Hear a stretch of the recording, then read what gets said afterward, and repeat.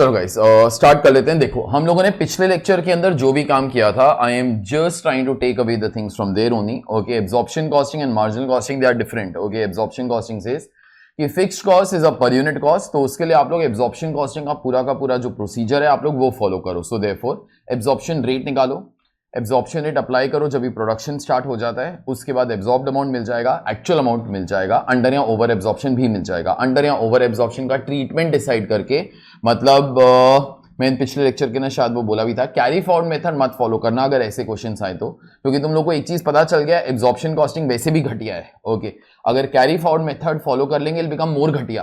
Okay, so therefore out of cost of sales या supplementary method follow one of the methods. Okay, and then proceed. पिछले lecture के अंदर question number 1 के अंदर हम लोगों ने कौन सा मेथड फॉलो किया था?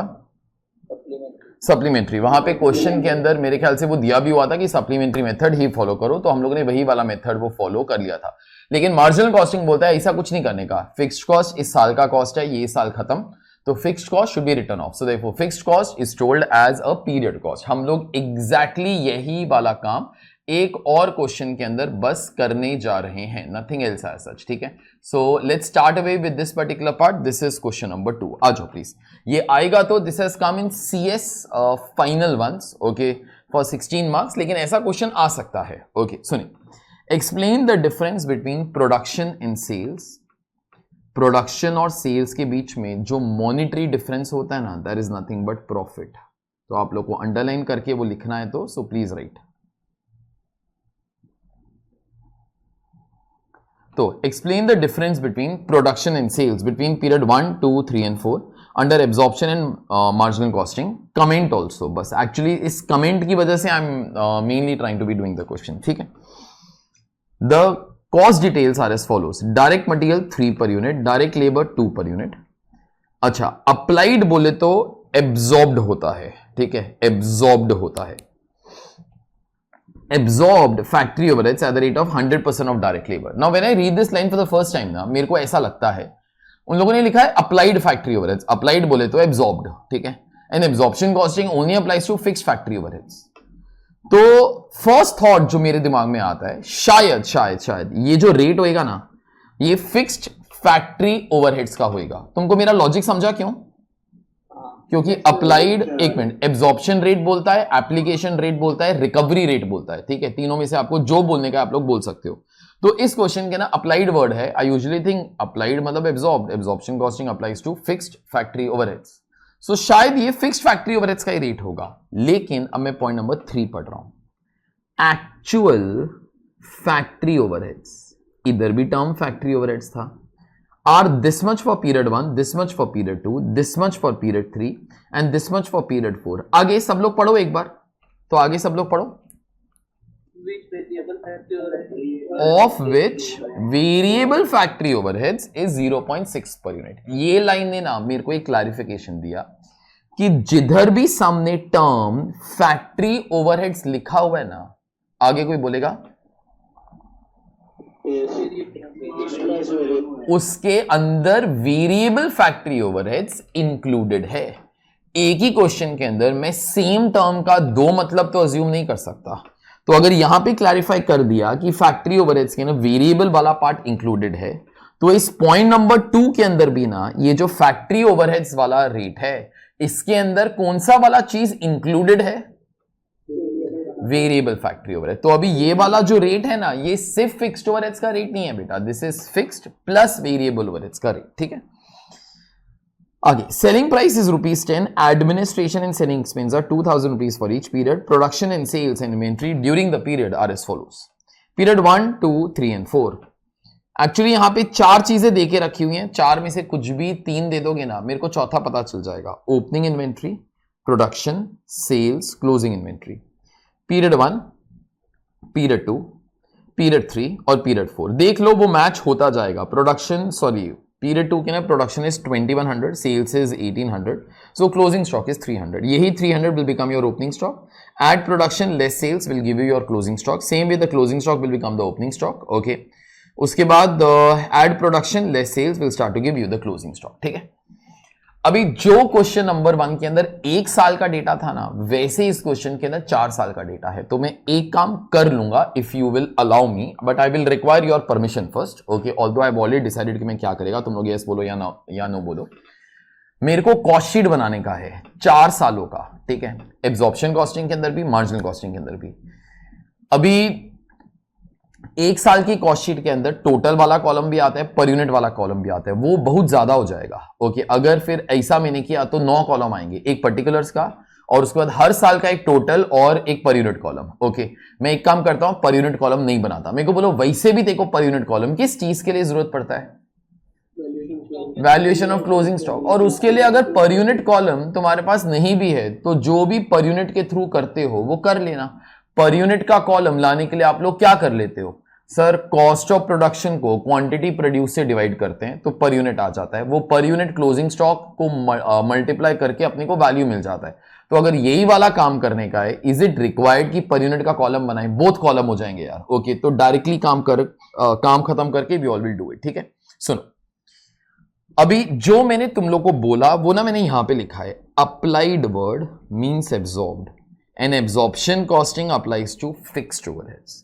In point number 3, it has been told that factory overheads includes variable overheads. Hence, in point number 2 also,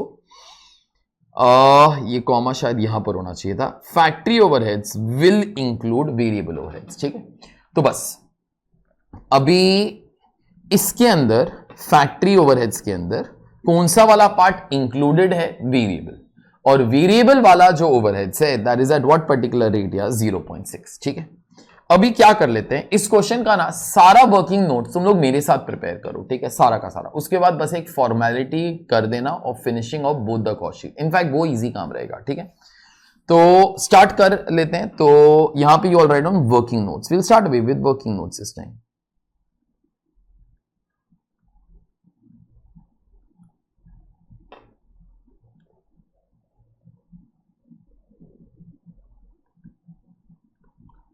Direct material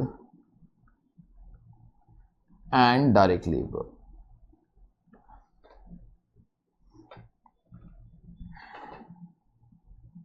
अच्छा, मेरे को बोलो D M and D L to get the total figures you'll be multiplying by quantity produce के sold बेटा produced.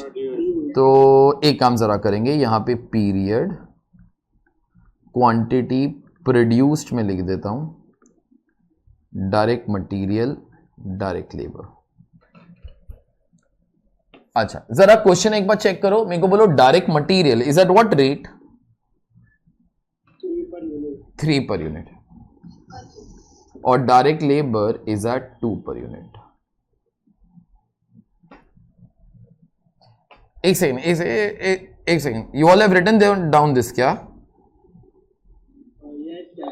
आ जाओ, सुनो, कुछ जगह एडजस्ट कर सकते हो क्या? For my love and affection करो ना प्लीज। हाँ, करो ना, करो ना। चलो, थैंक यू। यहां पे एक और चीज भी लिखी देना, वेरिएबल फैक्ट्री ओवरहेड्स एट 0.6 पर यूनिट, और वर्किंग नोट के अंदर भी यहां पे डाल दो वेरिएबल फैक्ट्री ओवरहेड्स। तो तुम्हारा एक के अंदर फिर ये वाला काम भी हो जाएगा। कोई अगर बोलते हैं आपके लिए ये वाला काम नहीं कर सकता, फिर वर्किंग नोट 2 बना लेना, वेरिएबल फैक्ट्री ओवरहेड्स, मेरे को कोई तकलीफ नहीं है। Period 1, period 2, period 3, period 4।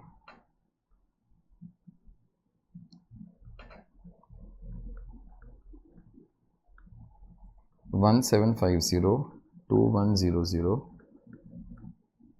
2000, 2000।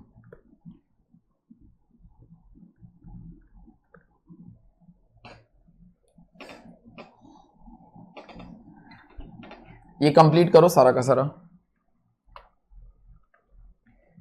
Variable factory overheads भी प्रोडक्शन के ऊपर ही डिपेंड करता है ना, वो फैक्ट्री ओवरहेड्स है। ये सब कंप्लीट कर लो, कोई टोटल्स वगैरह वो मारने की कोई जरूरत नहीं है बेटा।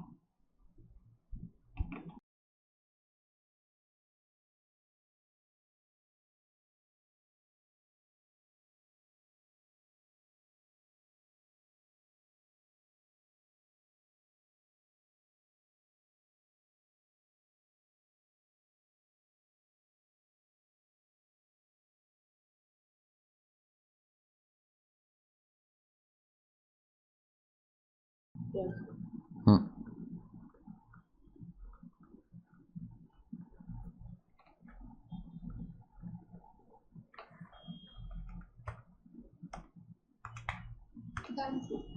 टू सिक्स जीरो 1200 चलो यहां पे अभी लिखना fixed factory overheads dash absorbed amount actual amount and under slash over absorption.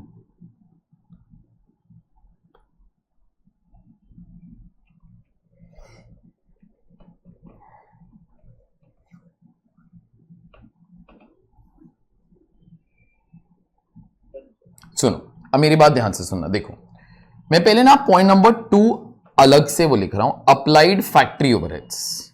तो यहां पे you all write down applied factory overheads at the rate of 100% of direct labor।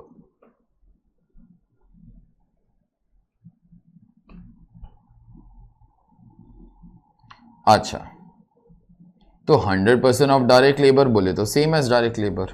Okay तो एक सेकेंड, तो 100% of ₹2 is equal to ₹2 per unit.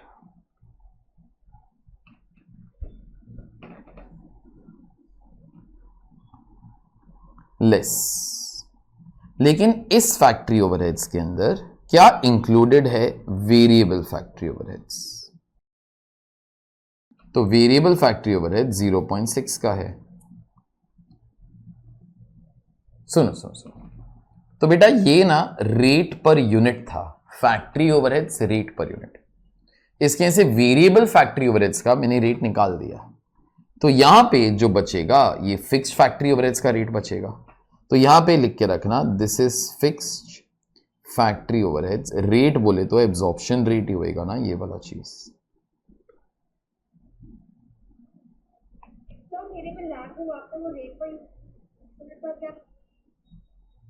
Sorry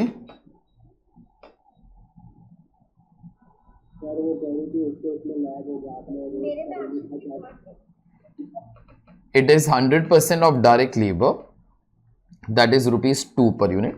बाकी जो है मैंने यहां पे शॉर्ट्स के अंदर वो लिखा है, आप एक बार पढ़ लो, you all will understand. Point number 3 के अंदर लिखा हुआ है फैक्ट्री ओवरहेड्स के अंदर वेरिएबल ओवरहेड्स इंक्लूडेड है। तो पॉइंट नंबर 2 के अंदर भी जो फैक्ट्री ओवरहेड्स है उसके अंदर वो वेरिएबल वाला पार्ट होगा, जो मैंने अभी वो रिमूव कर दिया। ठीक है, चलो सुनो अभी यहां पे you all write down period. अच्छा मेरे को जरा बोलो, तुम लोग खुद ब खुद पॉइंट नंबर 3 पढ़ो और मेरे को जरा बोलो पॉइंट नंबर 3 के अंदर जो फैक्ट्री ओवरहेड्स दिया हुआ है वो एब्जॉर्ब्ड अमाउंट है कि एक्चुअल अमाउंट है? इट्स वेरी क्लियर वैसे तो एक्चुअल अमाउंट। ठीक है, तो मैं ना यहां पर देखो क्या लिख रहा हूं, लिखो actual spread it over 2 lines like me. Okay, actual factory overhead, FOH मत लिखना वरना वो पता नहीं चलता फिक्स्ड है कि फैक्ट्री है। ठीक है, तो लिखो एक्चुअल फैक्ट्री ओवरहेड्स, लेकिन उसके अंदर वेरिएबल फैक्ट्री ओवरहेड्स इंक्लूडेड है। अच्छा एक और चीज, पिछली बार मेरे ख्याल से मैंने बहुत लेक्चर्स के ना ये वाला चीज वो बोल दिया, absorption costing does not apply two variable overheads. Fixed overheads का एब्जॉर्ब्ड अमाउंट होता है, फिक्स्ड ओवरहेड्स का एक्चुअल अमाउंट होता है, फिक्स्ड ओवरहेड्स का अंडर या ओवर एब्जॉर्प्शन होता है, लेकिन वेरिएबल ओवरहेड्स का तो एक ही अमाउंट होता है बेटा, that is nothing but actual amount. ठीक है, उसका एब्जॉर्ब्ड अमाउंट करके कुछ नहीं होता। मेरे को जरा बोलो अगर मैं इस अमाउंट के अंदर से ये वाला अमाउंट सब्ट्रैक्ट करूंगा, मेरे को बराबर से बोलना मेरे को क्या मिलेगा? Actual fixed overheads. तो यहां पे लिखना एक्चुअल फिक्स्ड, आगे लिखने का मन हो तो फिक्स्ड फैक्ट्री ओवरहेड्स।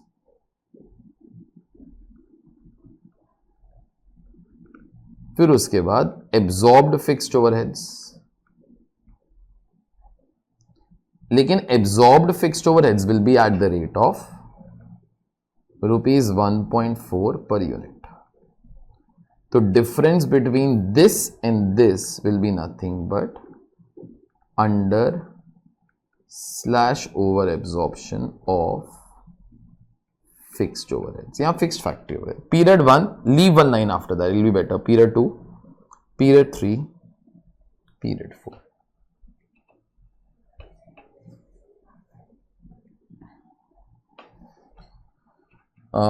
3750, 4000,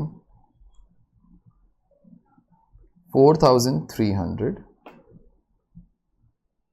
4100.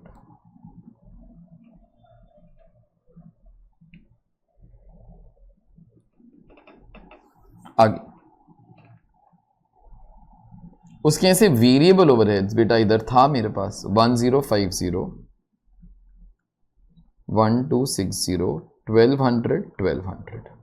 सबट्रैक्ट कर रहा हूं 2700, 2740, 3100, 2900.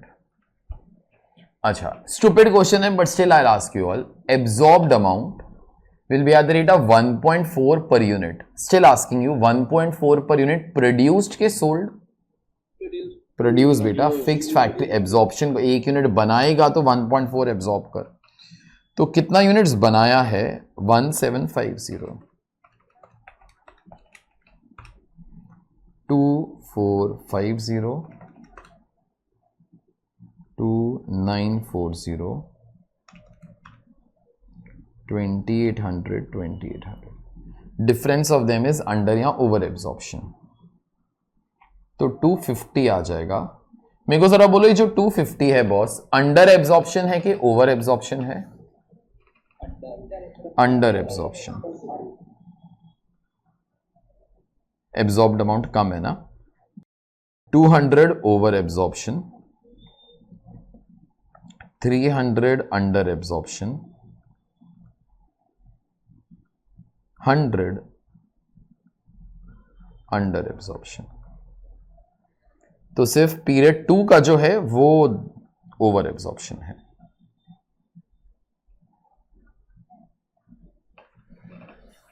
अच्छा सुनो, अभी ना 5 मिनट के लिए मत लिखना क्योंकि क्या है ऐसे अपने पास 2 ही क्वेश्चन थे. एक पिछले लेक्चर के अंदर वी ऑल हैव डन और एक ये वाला. 1 question you all should do by yourself ताकि you all get that confidence also.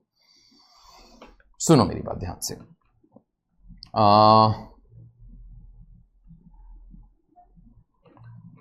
We have 2 things to be done. Cost sheet please कुछ लिखो मत अभी. यूजिंग एब्जॉर्प्शन कॉस्टिंग ये वाला चीज नहीं लिखना क्योंकि मेरे को एक और नोट वो लिखवाने का है. प्लीज ओके प्लीज नहीं लिखना. Cost sheet using absorption costing. ठीक है. तो पीरियड 1, पीरियड 2, पीरियड 3, पीरियड 4. मैं ना पर यूनिट वाला कॉलम बना ही नहीं रहा हूं. उसके बगैर ही हम लोग काम चला लेंगे. डायरेक्ट मटेरियल तेरे वर्किंग नोट 1 के अंदर था. डायरेक्ट लेबर तेरे वर्किंग नोट 1 के अंदर था. ठीक है. एक बार your this particular work is done prime cost आ जाएगा. यहां पे आ जाएगा add factory overheads. Factory overheads का वेरिएबल वाला पोर्शन तो हमेशा इधर ही आता है. वो तुम्हारे पास मेरे ख्याल से वर्किंग नोट नंबर 1 के अंदर था. अच्छा सब लोग ये वाला लाइन कंप्लीट करो. फिक्स्ड ओवरहेड्स का जो फर्स्ट अमाउंट आता है in costing that is always which amount? Absorbed amount. तो यहां पर फिक्स्ड ओवरहेड्स का सबसे पहले एब्जॉर्ब्ड अमाउंट तो आ जाएगा. ठीक है.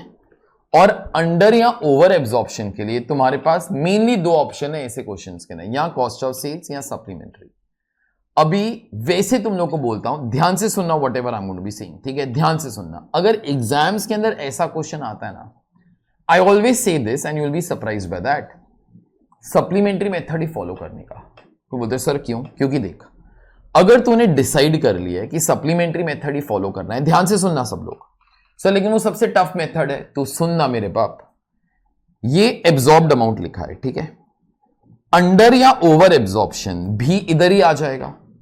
अगर आप लोगों को एब्जॉर्ब्ड अमाउंट ही भी इधर लिखना है, अंडर या ओवर एब्जॉर्प्शन भी लिखना है, बेटा एब्जॉर्ब्ड अमाउंट प्लस या minus under absorption will directly give you actual amount. No तो आप लोग फिर ये दोनों चीजें अलग अलग लिखने के बदले में ना, अगर एग्जाम्स के ना जल्दी है ना, तो एब्जॉर्प्शन रेट वगैरह फिर निकालने का ही नहीं. एग्जाम्पल के तौर पे एक बार जरा क्वेश्चन नंबर 1 पर जाओ. सब लोग क्वेश्चन नंबर 1 पर जाओ जो आप लोगों ने किया था.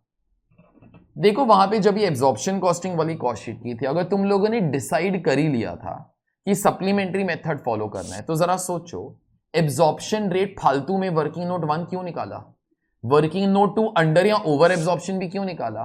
ये दोनों के बदले में अपनी कॉस्ट शीट के अंदर डायरेक्टली तुम लोग एब्जॉर्प्शन कॉस्टिंग के अंदर फैक्ट्री ओवरहेड्स जहां पर है, जहां पे फिक्स्ड ओवरहेड्स है, आप लोग डायरेक्टली 3,80,000 भी लिख देते, सारे के सारे आंसर्स वही रहते ना तुम्हारे। तुमको समझा जो मैं बोला?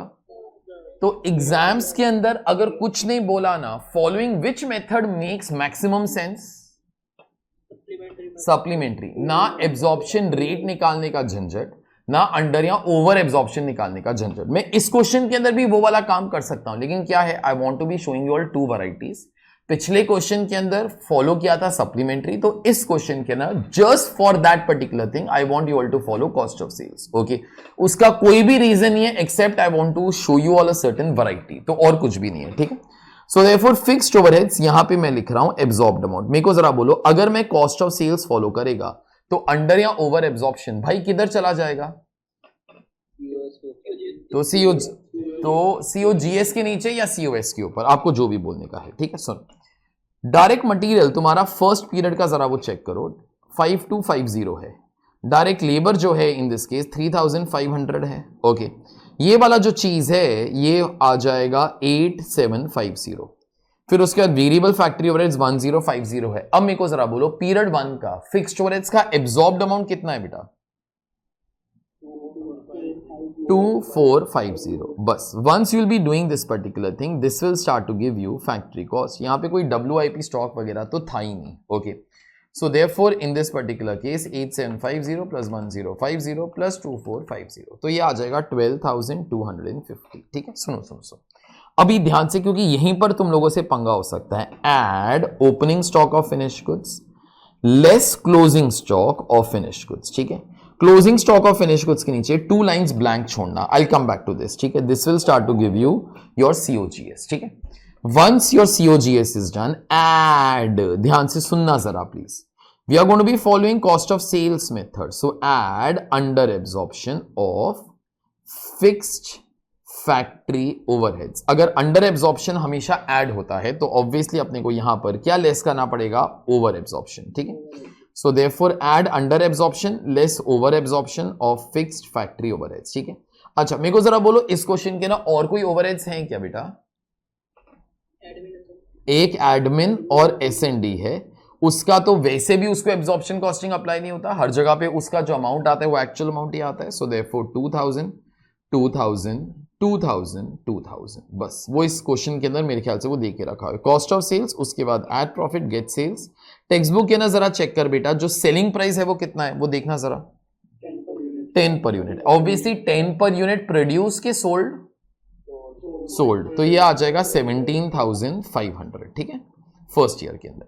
अब बस एक ही चीज ध्यान से सुना, बाकी सब कुछ एक्चुअली सिर्फ कॉपी पेस्ट ही है। देखो अभी जब आप लोग सेकेंड ईयर के लिए काम करोगे ना, मैं एक ही बार बोल रहा हूं, एक बार वो समझ जाना, यहां पे कोई ओपनिंग स्टॉक नहीं है, यहां पर इन दिस केस कोई क्लोजिंग स्टॉक नहीं है। ठीक है, there is no opening stock, there is no closing stock. ठीक है, बराबर से सुनो, बराबर से सुनो। जो ये वाला फिगर होएगा फैक्ट्री कॉस्ट। ठीक है, this will be the factory cost of producing 2100 units. अगर आप लोग पर यूनिट का कॉलम बनाते तो आप लोग क्या काम करते बेटा, इस चीज को 2100 से डिवाइड करते, अपने को पर यूनिट फिगर मिल जाता, करेक्ट नो? और उसी पर यूनिट फिगर को फिर क्लोजिंग स्टॉक से मल्टीप्लाई कर देते, तो 300 यूनिट से। अभी वो वाले काम के लिए मैं पर यूनिट वाला कॉलम क्यों बनाऊं यार? ओके, तो यहां पर मैं सिंपली क्या कर देगा, ये वाला थिंग डिवाइडेड बाय, बोलते रहो आगे, डिवाइडेड बाय 2100 इंटू 300। तो is that okay? Same way यहां पर जो आंसर आएगा और यहां पर जो आंसर आएगा, ओके, यहां पर जो आंसर आएगा वो यहां पर जो आंसर आएगा डिवाइडेड बाय क्वांटिटी प्रोड्यूस जो है कितना है 2000, we follow our FIFO method by default, okay, into 200, और वो वाला जो आंसर आएगा डिवाइडेड बाय 2000। लेकिन यहां पर मेरे ख्याल से जो क्लोजिंग स्टॉक है लास्ट ईयर के अंदर वो कितना है बेटा 500। ठीक है, बस once you all do this, इतना जरा वो याद रखना, जो क्लोजिंग स्टॉक है वो लेस हो जाता है। ठीक है, तो तुम लोग को ना फिर यहां पे 4 प्रॉफिट फिगर्स जो हैं बेटा वो मिल जाएंगे, you will be getting your 4 profit figures. ठीक है, एक बार your this particular work is done, you have got 3 works to be doing, ठीक है, ध्यान से सुनना जरा please. Now this will be cost sheet using marginal costing, ठीक है, तो यहां पर your cost sheet using marginal costing will start to be coming. मेरे को जरा बोलो, जब मार्जिनल कॉस्टिंग का काम करते हो, which is the basic change that will be coming, basic change. Fixed factory over है, ये जो फालतू चीज है ना, ये इधर नहीं आता. तो एक second, can we say factory cost will also change, no, due to that all your stocks will change. और एक और चीज, अगर कोई मेरे को ऐसा बोलते सर आपने क्लोजिंग स्टॉक की वैल्यू निकालने के लिए बता दिया, ओपनिंग स्टॉक का नहीं बताया, तो घोंचू लोग, मैंने पिछली बार ओपनिंग स्टॉक के बारे में क्यों डिस्कस नहीं किया बेटा? Closing stock becomes opening stock, the closing stock becomes opening stock. Is that all okay? ठीक है, सुनो, जब भी तुम लोग मार्जिनल कॉस्टिंग पर जाओगे तो ऑब्वियसली ये वाला चीज यहां से वो निकल गया, उसकी वजह से योर स्टॉक्स का वैल्यू विल चेंज, ठीक है. और ऑब्वियसली एक और चेंज भी आएगा ही आएगा, वो जो फिक्स्ड ओवरहेड्स आप लोगों ने ऊपर से निकाला वो अपने को राइट ऑफ करने का है. तो राइट ऑफ करने का है बोले तो सीओजीएस के नीचे वो लिखने का है. मेरे को बोलो कौन सा अमाउंट लिखूं, absorbed amount, actual amount, under या ओवर एब्जॉर्प्शन, क्या लिखूं? Actual amount. So therefore add actual fixed factory overheads. Actual fixed factory overheads मेरे ख्याल से हम लोगों ने यहां पर वर्किंग नोट के थ्रू पूरा का पूरा वो निकाला ही है, 2700 and so on and so forth, ठीक है, 2740 blah blah blah blah blah. Once will be doing that, तुम्हारा ये वाला भी जो कॉस्ट शीट है दैट बी ऑल डन. उसके बाद ना उन लोगों ने ये वाला चीज भी लिखा है, explain the difference in profits. बताओ कि प्रोडक्शन एंड सेल्स बोले तो प्रॉफिट, ठीक है, तो वो लोग बोलते हैं explain the difference between profits between period 1 2 3 4. पिछली बार जब ये एक्सप्लेन करने का था कि प्रॉफिट क्यों अलग है, हम लोगों ने क्या तैयार किया था? रिकंसिलेशन. तो पीरियड 1, पीरियड 2, पीरियड 3 और पीरियड 4, ठीक है. जो पिछली बार किया था सेम ही काम कर रहा हूं, profit as per marginal costing. उसके बाद मेरे ख्याल से add difference in closing stock, less difference in opening stock. This will give you profit as per absorption costing, ठीक है. बस इससे तुम्हारा जो काम है खत्म हो जाएगा. उसके बाद एक कमेंट्स वाला पार्ट वो बाकी रहेगा, that I will try to be doing, ठीक है. तुमको क्या लगता है to make your personal efficiency variance as a favourable variance, तुमको कितना टाइम वो लगना चाहिए? 15 मिनट. चलो ठीक है, तो 15 मिनट में दे रहा हूं, try to do the things, क्योंकि कैल्सी का काम सिर्फ अभी स्टॉक और प्रॉफिट निकालने के लिए ही है, बाकी तो it is not required. You have all your working notes. और मैं कुछ भी पेज वगैरह टर्न वो नहीं करने वाला हूं. I have discussed all the things with you, you know the thing, 3 things, absorption costing, marginal costing, reconciliation. Please start now. हाँ, एक नोट, सॉरी, मैं लिखो अपना वर्किंग नोट 3 जरा लिखो. In absence of information, we follow, working note number 3, in absence of information, we follow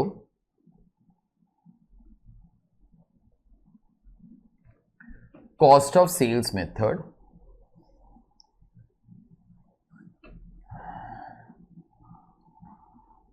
for treatment of under या over absorption, for treatment of under या over absorption. तुम लोगों ने मेरे ऊपर वो एहसान किया, मेरी गलती बता के, ओके, वर्किंग नोट 3 नहीं किया था, तो मैं तुमको 10 सेकेंड्स एक्स्ट्रा दे रहा हूं. देखो तुम लोग थैंक यू बोल सकते हो, बोलो.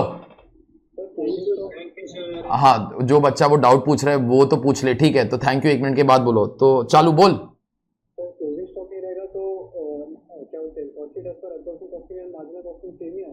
100% वो मैं कमेंट के अंदर आई विल बी सेइंग दैट, ठीक है. कमेंट अपने को पूछें, ठीक है, और प्लीज लाइंस बनाना ताकि एक के नीचे एक you all start to be writing, ठीक है, प्लीज. हाँ बोल. नहीं बनाओ, क्योंकि द फॉर्मेट्स आर डिफरेंट, तो और कुछ नहीं है तेरा, उसके ना कोई टाइम नहीं बचने वाला बेटा, 5 सेकंड ही बचेगा तेरा, ठीक है, क्योंकि तो कॉलमनर काम ही कर रहा है ना, तो तेरे को क्या बेनिफिट होएगा उसके अंदर. चलो स्टार्ट.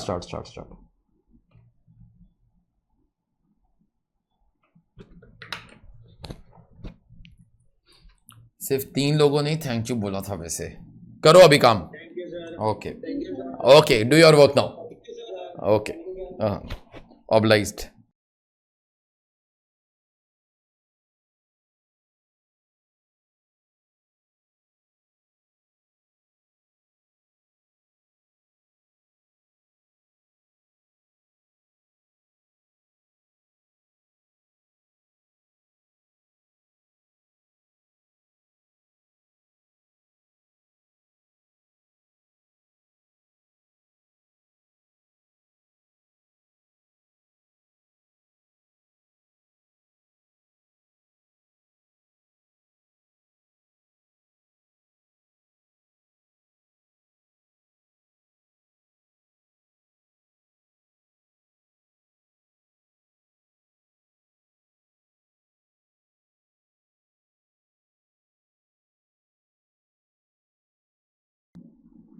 ईयर 1 का प्रॉफिट 3000 आता है ना,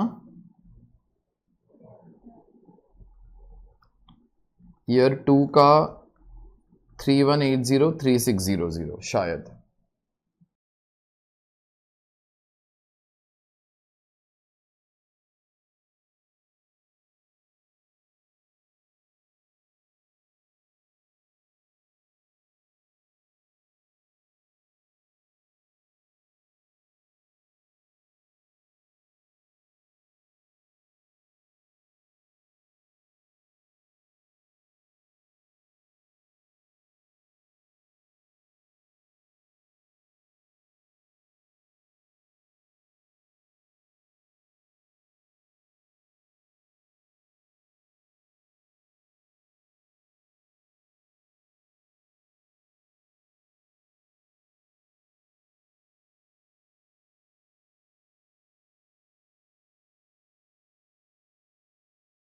किसी को ईयर 3 के दोनों प्रॉफिट्स आए तो मेरे को बता देना प्लीज एक बार।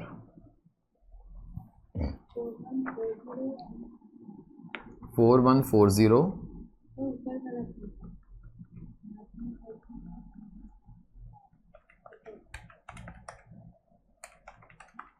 4000 ना, 4525 2580 ठीक है।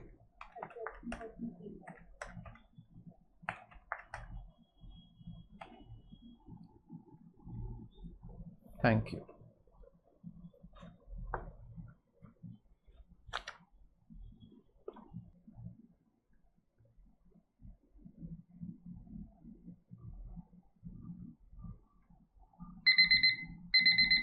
चलो तुम्हारा एफिशिएंसी वैरिएंस 80% लोगों का हमेशा की तरह एडवर्स है, खत्म करो जल्दी से। योर ओवर टाइम है स्टार्टेड।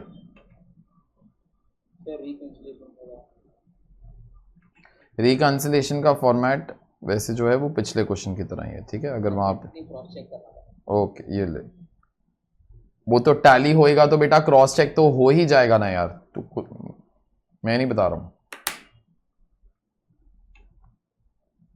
मार्जिनल कॉस्टिंग का क्लोजिंग, मार्जिनल कॉस्टिंग का प्रॉफिट लो, स्टॉक से एडजस्ट करो,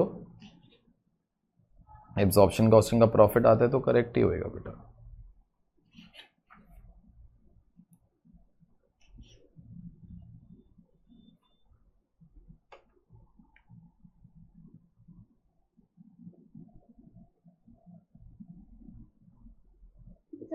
हाँ जी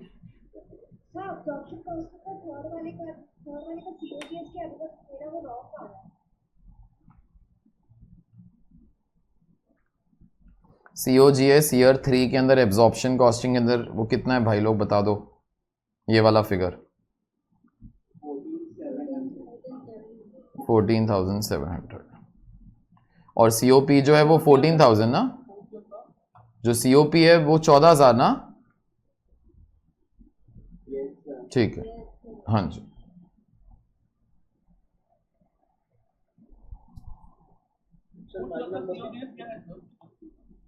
कौन से साल का 11,900 और ये वाला 14,000 ही होएगा।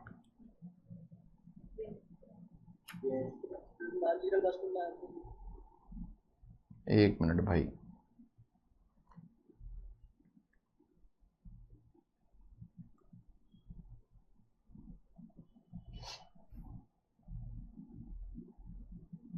मार्जिनल कॉस्टिंग के आपके प्रॉफिट्स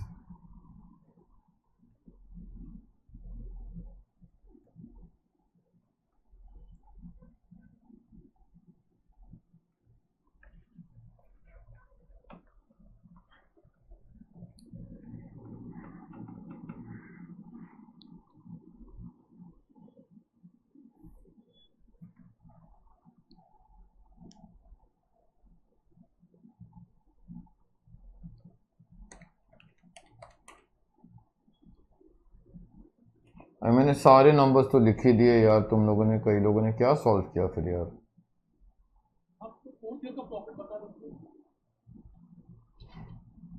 ये रहा 3000।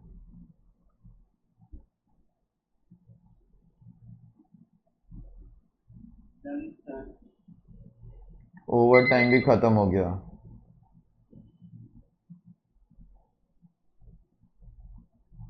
अभी दुनिया का टाइम खत्म हो जाएगा, प्लैनेट अर्थ भी डिस्ट्रॉय हो जाएगा, तुम्हारा खत्म नहीं होएगा लेकिन।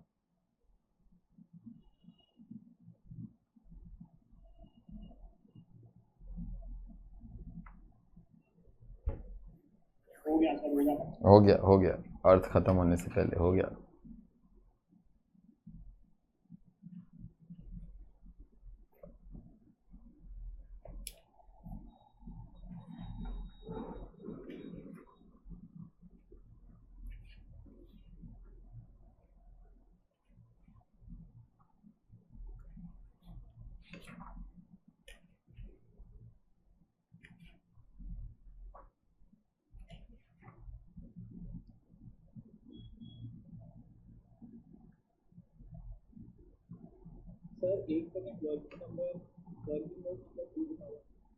बस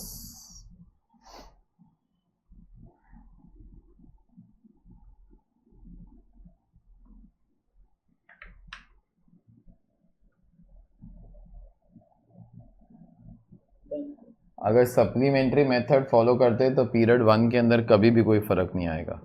उसके अंदर स्टॉक ही नहीं है ना बेटा, तो क्या फर्क पड़ता है।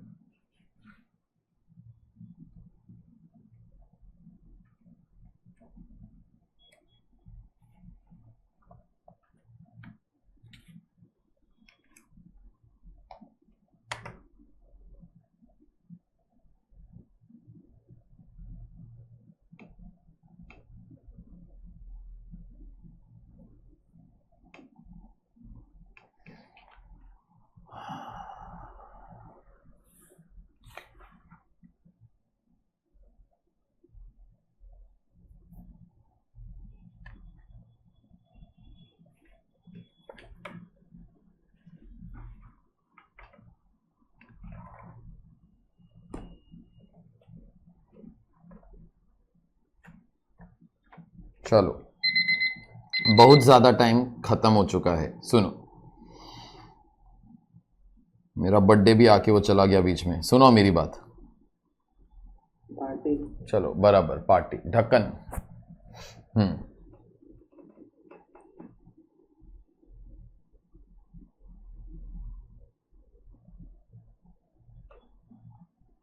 चलो सुनो मेरी बात।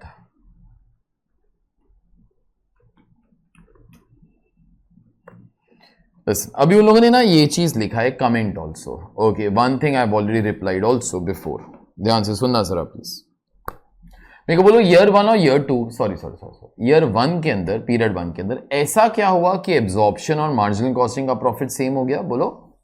There is no stock, there is no stock.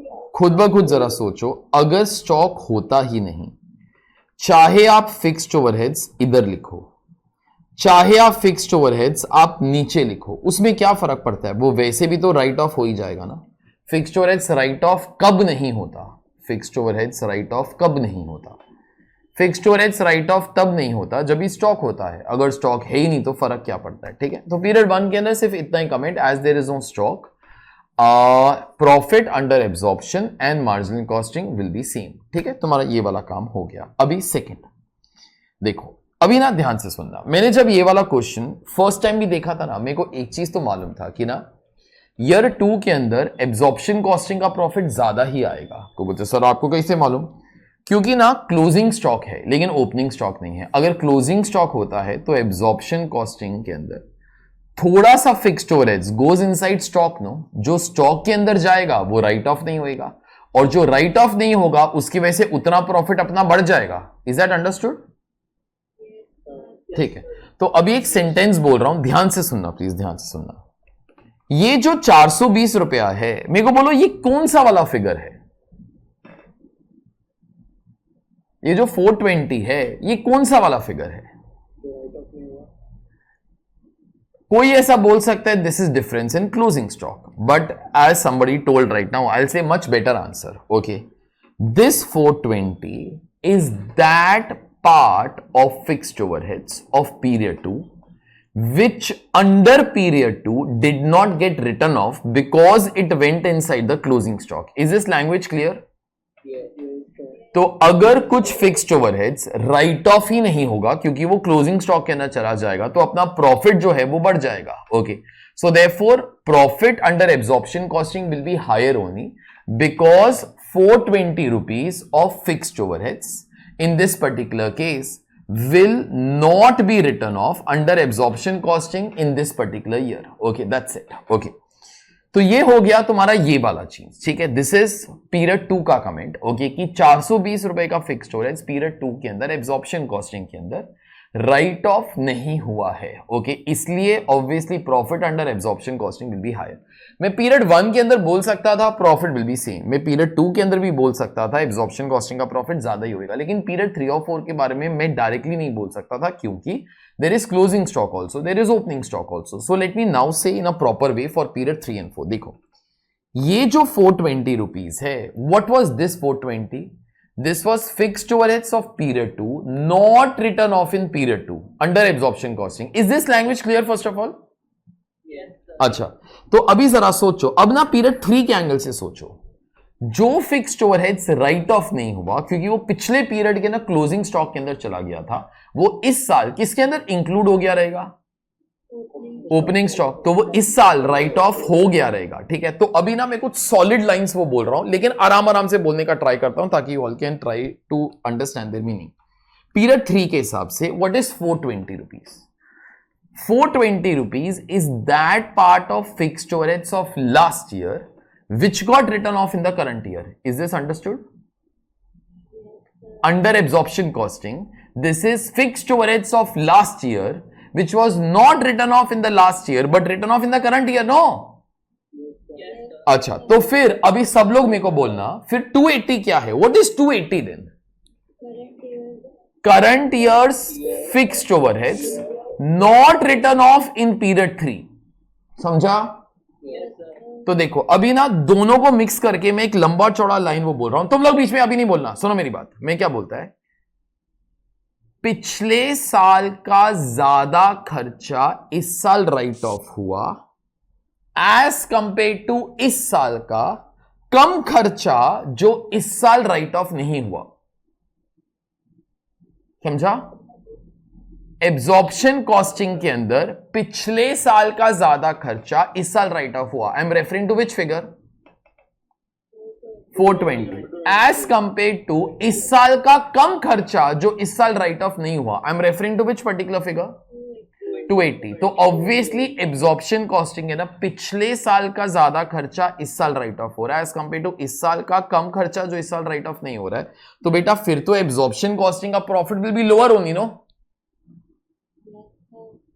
ये समझ में आ गया?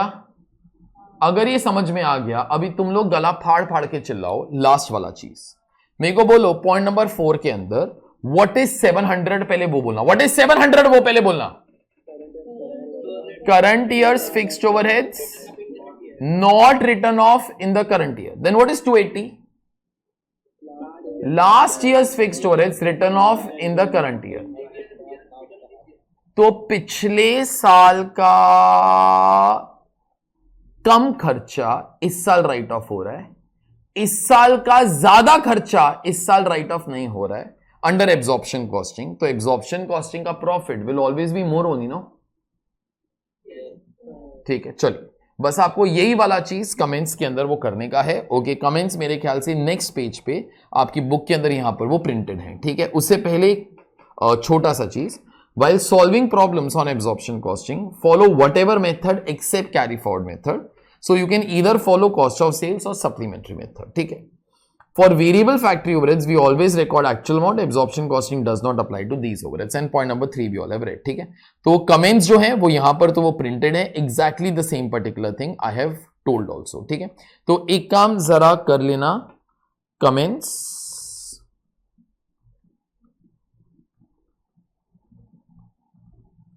सी पेज नंबर, ये कौन सा पेज नंबर है बेटा? 14.6.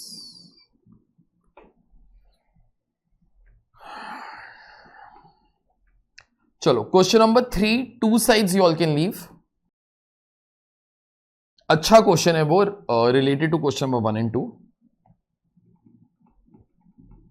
चलो सुनो. अभी तुम लोग क्या करना, सुनो मेरी बात, सुनो सुनो सुनो. तुम लोग ये वाले पेज पे आ जाओ वापस, क्योंकि we have to be writing some things as such. तुम्हारा मार्जिनल कॉस्टिंग का ना 2 पार्ट था. 1 पार्ट आई हैव डन, जो एब्जॉर्प्शन वर्सेस मार्जिनल कॉस्टिंग, और एक अभी हम लोग न्यू पार्ट स्टार्ट कर रहे हैं. ठीक, इसके लिए मेरे को ना 15 मिनट ऑफ थ्योरी चाहिए total, but that will help you for your next 5 to 6 lectures. ठीक है, ध्यान से सुनना, एक एक चीज सुनना, कुछ भी यहां पे अजीब मत सुनना. ठीक है, what ever I am saying pure common sense. मेरे को फॉर्मूलाज वगैरह नहीं आएंगे, लेकिन मेरे को एक्सप्लेन करने को आएगा. Try to think whatever I will be saying. ठीक है, सुन. From marginal costing I learn one thing, कि ना दुनिया में 2 टाइप ऑफ कॉस्ट होती हैं. कौन सी 2 type? One is fixed cost, one is variable cost. Fixed cost is a period cost, but variable cost is a per unit cost. ठीक है, fixed cost जो है पर यूनिट नहीं होता है. Fixed cost is lump sum cost. ठीक है, ये एक बेसिक चीज दिमाग के अंदर रख के I am trying to explain you few things. सुनो, मेरा कंपनी एक टाइप ऑफ प्रोडक्ट बनाकर बेचता है. उस प्रोडक्ट का जो सेलिंग प्राइस है 10 रुपीज है. आगे लेस, उसका जो वेरिएबल कॉस्ट है वो 8 रुपीज है. ठीक है, selling price minus variable cost, शायद कभी पहले भी किया हो, will give you contribution. Contribution will be 2 rupees. इस वेरिएबल कॉस्ट के अंदर कौन कौन से कॉस्ट आ गए?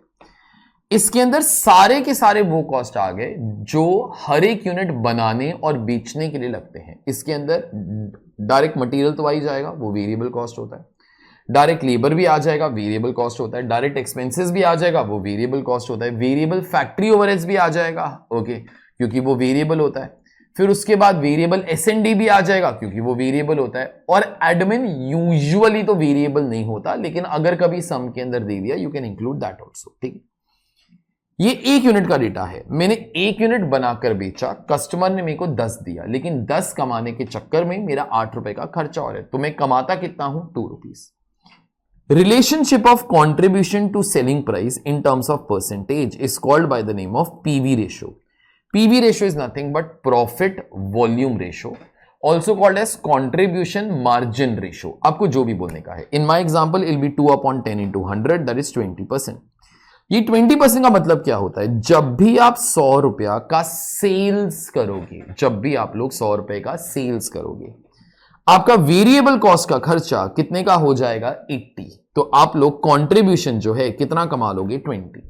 PV ratio establishes a relationship between contribution and sales. Okay, जब भी 100 रुपए का सेल्स करेगा, 20 रुपए का कंट्रीब्यूशन तो कमा लेगा, क्योंकि 80 रुपए का तेरा वेरिएबल कॉस्ट है. ठीक, ये 1 यूनिट का डेटा है. ये 1 यूनिट का डेटा है. मेरे को जरा बोलो, 1 यूनिट बेच के 10 रुपया मिलता है. मेरे को बोलो 2 यूनिट बेच के कितना मिलेगा? 20. 2 यूनिट बनाएंगे और बेचेंगे तो अपना खर्चा कितने का होएगा? 16. कंट्रीब्यूशन कितने का आ जाएगा? 4. लेकिन पीवी रेशो अभी भी 20% ही रहेगा बेटा. Okay, PV ratio is a percentage relationship. It is not dependent upon units. आप लोग 1 यूनिट का डेटा लो, 2 यूनिट का डेटा लो, भाई 1000 यूनिट का डेटा ले लो, तेरा पीवी रेशो 20% ही रहेगा. ये 20% का 20% कब तक 20% रहेगा? जब तक 2 चीजें सेम रहेगा. कौन सा 2 चीजें? Selling price and variable cost per unit. जब तक हर यूनिट का सेलिंग प्राइस 10 है, जब तक हर यूनिट का वेरिएबल कॉस्ट 8 है, तब तक पीवी रेशो तुम्हारा 20% ही रहेगा. कल को अगर तुम्हारा ये वाला फिगर बदल गया, या फिर तुम्हारा ये वाला फिगर बदल गया, या दोनों बदल गया, okay, in that particular case your PV ratio will be changing as such. That's what we are going to be doing right now. ठीक है, तो अभी एक काम जरा करते हैं. What is your PV ratio या कॉन्ट्रीब्यूशन मार्जिन रेशो? अपने टेक्स्ट बुक के अंदर ही लिखो. PV ratio is equal to contribution upon sales into 100.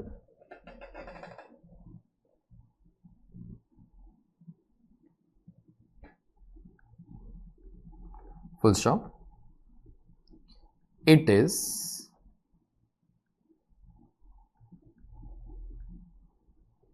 independent of number of units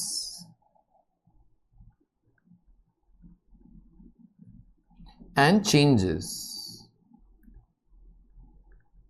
only when selling price or variable cost per unit changes.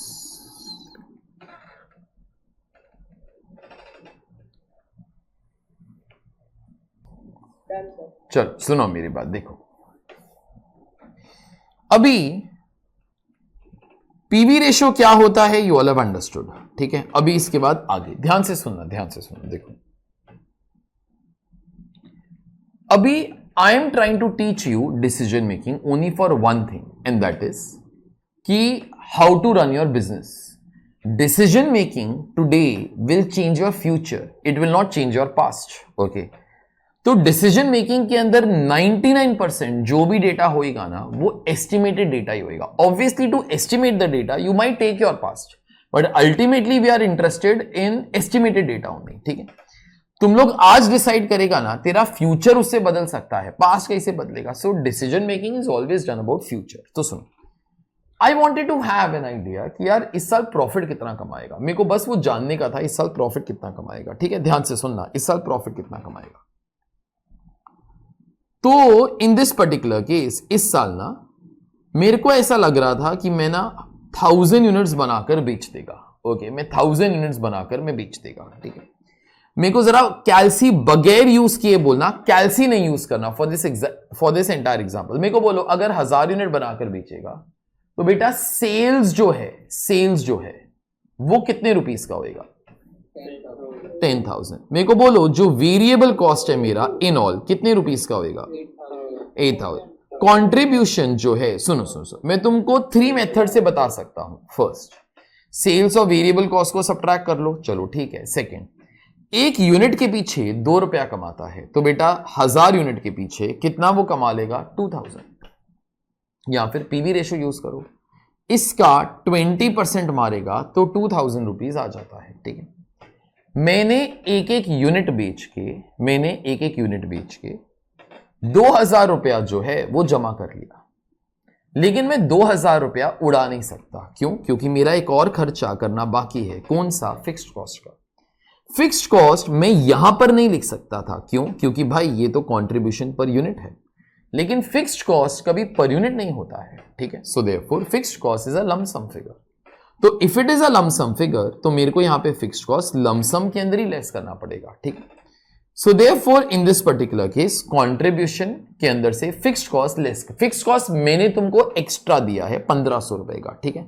इसके अंदर तेरे सारे के सारे कॉस्ट आ गए, लाइक रेंटल कॉस्ट आ गया, सैलरीज आ गई, ब्ला blah blah blah blah blah ब्ला, ठीक है। तो यहां पर जो प्रॉफिट है कितने रुपीस का, वो आ जाएगा 500, ठीक है। ओरिजिनली दिमाग के अंदर कई चीजें ब्लॉक कर लो for your entire life. First, ये जो 3 चीजें होती है ना बेटा, these are per unit concept. Sales originally 1000 नहीं मिलता है, ओरिजिनली हर यूनिट के पीछे 10-10 मिलता है। 1000 यूनिट से मल्टीप्लाई किया तो सेल्स मिलेगा, ठीक है। आगे वेरिएबल कॉस्ट हर यूनिट के लिए नहीं लगता है, ओके सॉरी, जो वेरिएबल कॉस्ट है हर यूनिट के लिए लगता है। So we multiply by number of units to try to arrive at this particular thing. Contribution हर यूनिट के लिए मिलता है। Originally these 3 are per unit concepts, लेकिन फिक्स्ड कॉस्ट कभी पर यूनिट नहीं होता। इसलिए लॉजिकली स्पीकिंग दुनिया में प्रॉफिट पर यूनिट करके भी कुछ नहीं होता बेटा, क्योंकि if fixed cost is incurred for a period, even profit is earn for a period only. दुनिया में प्रॉफिट पर यूनिट जो है वो बोलना ही क्राइम होता है, okay. It is not correct only, क्योंकि जब फिक्स्ड कॉस्ट पर यूनिट नहीं होता तो प्रॉफिट पर यूनिट करके क्या होएगा यार, ओके। सो तो ये जो येलो के अंदर है, these are nothing but per unit concepts, लेकिन ये जो ब्लू के अंदर है, these are in this particular case वो नथिंग बट पीरियड कंसेप्ट्स, ठीक है। अभी आगे ध्यान से सुनना, whatever I am trying to tell you all, ध्यान से सुनना, ओके। सुन, ये वाला काम जो है तुम्हारा हो गया, ठीक है। अभी आगे कैल्सी नहीं यूज करना, मैं मारेगा पकड़ पकड़ के। मेरे को जरा बोलो, मैं सोच रहा था 1000 यूनिट बेचेगा बेटा, 1000 यूनिट बेचेगा तो 500 रुपए का प्रॉफिट कमाएगा। मेरे को लगा नहीं, मैं ना 1001 यूनिट बेच डालेगा, ओके। मेरे को जरा बोलो, कैल्सी नहीं यूज करना, मैं मारेगा, ओके। मेरे को जरा बोलो, अगर 1001 यूनिट बेचेगा तो कितने का प्रॉफिट कमाएगा?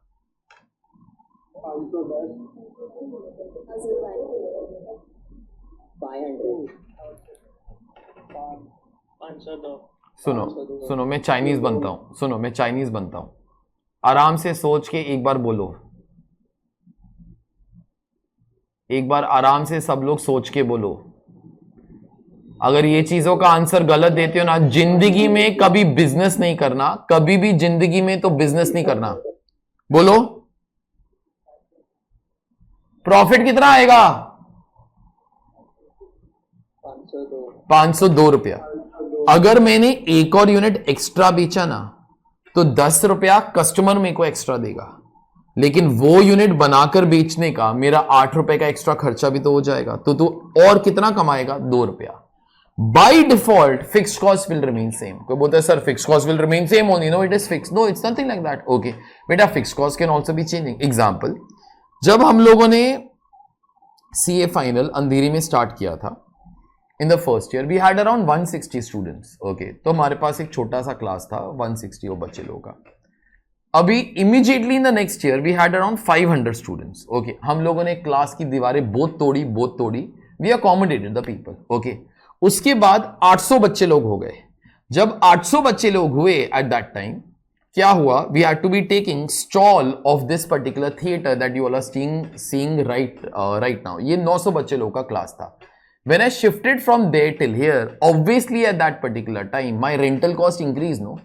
फिर उसके बाद 1500 बच्चे लोग भी वो हो ही गए। Then we took over the balcony also। अगर इस फोटो के अंदर देखोगे, ऊपर बालकनी के अंदर भी लोग हैं अपने। ओके, तो in that particular case, rent would have changed, no? Then we paid for that particular thing। तो ऐसा नहीं है कि फिक्स कॉस्ट कभी बदल नहीं, लेकिन अगर फिक्स कॉस्ट बदलेगा ना, some will tell you। Okay, अगर सम नहीं बोला मतलब fix cost will remain same. ठीक है, तो जरा सोचो, एक यूनिट एक्स्ट्रा बना के बेचा, 10 रुपया कस्टमर ने दिया, 8 रुपए का अपना एक्स्ट्रा खर्चा वो हो गया, 2 रुपया मैंने एक्स्ट्रा कमा लिया। ठीक है, by default fix cost will remain same. तो मैंने जो एक्स्ट्रा कमाया ना, वो मेरा एक्स्ट्रा प्रॉफिट भी तो बन ही जाएगा। तो 1000 यूनिट पर 500 का प्रॉफिट, 1001 पर कितने का प्रॉफिट बेटा? 502। Is 502 okay? तो जिंदगी में एक गलती कभी भी नहीं करना, कभी भी नहीं करना। सर 1000 यूनिट तो इतना प्रॉफिट, 1001 तो कितना? ऐसा क्रॉस मल्टीप्लिकेशन जिंदगी में नहीं होता है। क्रॉस मल्टीप्लिकेशन तब होता है when things are proportional. Profit can not be proportional to the units that you sell, क्योंकि बीच में जवाब देना सब लोग क्या कांस्टेंट रह जाता है? Fixed cost. तो इसके लिए आपको प्रॉफिट हमेशा कंप्यूट ही करना पड़ता है। तो एग्जांपल के तौर पे, अभी तुम्हारे बैच में सपोज वो 200 लोग हैं, ठीक है, इन ऑल। अगर कल को 200 के 400 हो जाते हैं, I will not earn double, I will earn much more than double. क्यों? क्यों? क्यों? क्योंकि फिक्स्ड कॉस्ट तो फिक्स्ड ही रहेगा ना बेटा। ओके, तो ऑटोमेटिकली इन दैट पर्टिकुलर, इसी चीज को वैसे तुम लोग एफएम के अंदर शायद लेवरेज करके सीखेगा या सीख चुका है। ठीक है, आगे जिन लोगों का एफएम थोड़ा बहुत हुआ है, इसी चीज को लेवरेज बोलते हैं ना अपन लोग। यही वाला चीज तो ऑपरेटिंग लेवरेज के तौर पे आता है। ओके, जब करोगे या कर चुके हो। ठीक है, आगे मेरे को अब जरा बोलना, 3 सेकंड देगा टू आंसर, उससे ज्यादा नहीं देगा। मेरे को बोलो 999 यूनिट्स बनाकर बेचोगे तो कितने का प्रॉफिट कमाएगा? 49। Every unit gives ₹2, every unit gives ₹2 और टेक्स ₹2। ओके, तो ऑब्वियसली जितना यूनिट्स ऐड होगा इंटू 2 उतना कंट्रीब्यूशन ऐड हो जाएगा। फिक्स कॉस्ट रिमेनिंग सेम, उतना प्रॉफिट भी ऐड हो जाएगा। जितना कम होएगा इंटू 2 उतना कंट्रीब्यूशन भी कम हो जाएगा और उतना प्रॉफिट भी कम हो जाएगा। ठीक है, चलो ऑल परफेक्ट। ठीक है, अभी सुनो, अभी ये वाला एक्चुअली वो रहने देता हूं, एक और लास्ट टाइम एक क्वेश्चन पूछ रहा हूं, लास्ट टाइम। ठीक है, फटक से जवाब देना, फटक से। ओके, 1000 यूनिट बेचेगा तो 500 का प्रॉफिट। मेरे को बोलो 2000 यूनिट बेचेगा तो कितने का प्रॉफिट?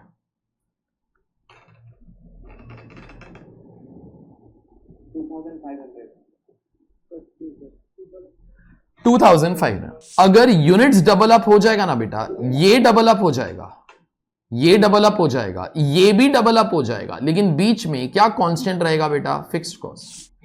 तो आपका यहां पर जो प्रॉफिट है वो डबल नहीं होगा, it will be much more than double यार। ओके, तो याद रखना, इसको और इसको कभी भी ना क्रॉस मल्टीप्लाई नहीं करने का in future part of your life. It doesn't work like that. ठीक है, क्योंकि बीच में फिक्स्ड कॉस्ट आ जाती हैं, so therefore things become disproportionate. Okay, things become disproportionate. ठीक है, अच्छा चलो सुनो, अभी मेरे को तुम लोग को ना 3 क्वेश्चन पूछने का है, ठीक है, ट्राई करना एक ही झटके के अंदर तीनों का जवाब दो।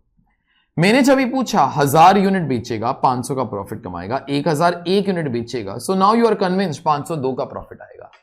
जब तुम लोग बोलता है 502 का प्रॉफिट आएगा तो तुम लोगों ने तुम्हारे दिमाग के अंदर बेटा 3 अजम्पशन मार लिया। मेरे को बोलो ये 3 अजम्पशन तुमने मारा, तुम बताओ कि ये 3 अजम्पशन क्या था, बोलो क्या क्या 3 अजम्पशन था। Sir selling price per unit is constant, second बोल variable cost per unit is constant, आगे तीसरा बोल फिक्स्ड कॉस्ट इज कांस्टेंट।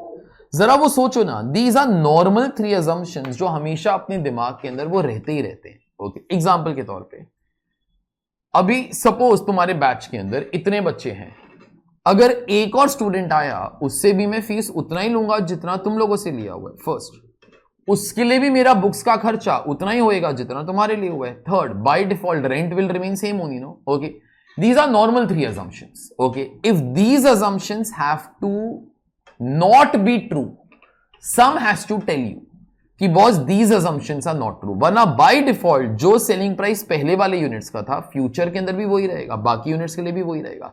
अगर सेलिंग प्राइस कम होने वाला है, okay, then in that particular case they will tell us. Example के तौर पे अभी तुम्हारा जो भी फीस है, ठीक है, अभी एक और स्टूडेंट वो आ रहा है, सपोज इन दिस केस वो नरेंद्र मोदी की औलाद है। ओके, तो मेरे को वो पीएमओ के ऑफिस से वो फोन आया कि बंदा जो है वो नरेंद्र मोदी की औलाद है, उसको 10% का डिस्काउंट दो। अगर ऐसा होएगा, क्वेश्चन विल मेंशन नो कि ये बंदा प्राइम मिनिस्टर की औलाद है। अभी don't try to be thinking कि उसको बेबी कैसे होएगा, that is not the moral of the story. Okay, the moral of the story is that if suppose something like this has to happen, they will give you no in that particular question, boss. Okay, so that's what we are trying to be saying. If things have to change, they will tell you as such. ठीक है, अभी आगे सुनो। तो these are by default the assumptions. अगर वो लोग कभी ऐसा बोलेगा कि वेरिएबल कॉस्ट बदल रहा है, फिर बदल रहा है, और वो लोग कभी बोलेगा फिक्स कॉस्ट बदल रहा है, फिर बदल रहा है, अगर वो लोग कुछ नहीं बोलेगा, मतलब these 3 things will remain same. आप लोग टेक्स्ट बुक के अंदर point number 3, selling price is constant, variable cost per unit is constant, fixed cost is constant.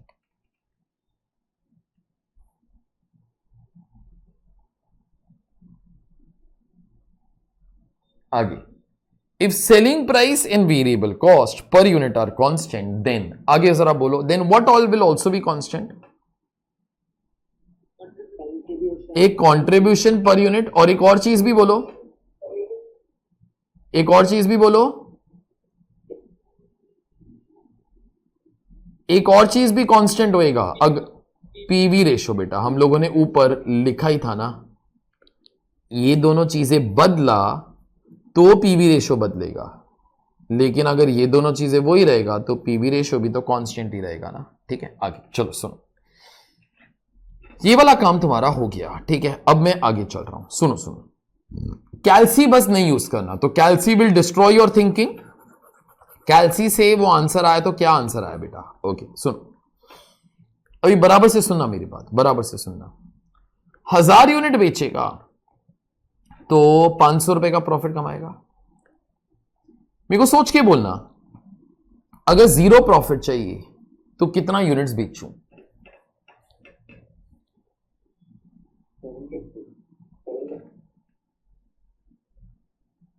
750 कैसे आया? See, you want 0 profit after meeting fixed cost, no? तो तेरा fixed cost कितना है बेटा? 1500।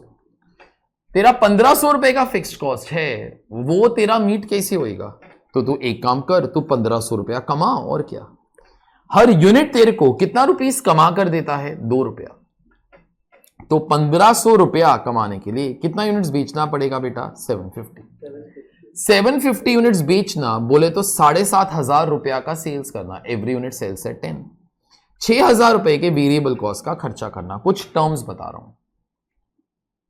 750 is called as break even point. 7500 is break even point in rupees, popularly called as break even sales. ठीक है, तो popularly called as break even sales. What do you mean by break even point? Break even point is that level of sales at which company earns. कितना profit बेटा? 0। जितना कमाया उतना लुटा डाला, तो अपने पास क्या बचा? कुछ नहीं। That is nothing but break even point। ठीक है, ब्रेक इवन मतलब no profit no loss. Okay, अब जरा सोचो एक बार, हर एक बिजनेसमैन को ना ऑनेस्टली अपना ब्रेक इवन पॉइंट शायद कैसे ना कैसे मालूम होना चाहिए। Okay, break even point every businessman will compute only यार। ओके, सुनो, कोई बोलते sir why they all should compute. Example, मैं ना सोच रहा था ऐसा एक बिजनेस स्टार्ट करूं जिसके अंदर सेलिंग प्राइस 10 है, वेरिएबल कॉस्ट 8 है और जिसका फिक्स्ड कॉस्ट 1500 है। ठीक है, तो मेरे को जरा बोलो, अगर आपको 0 प्रॉफिट कमाना है तो आपको कितना यूनिट्स बेचना पड़ेगा?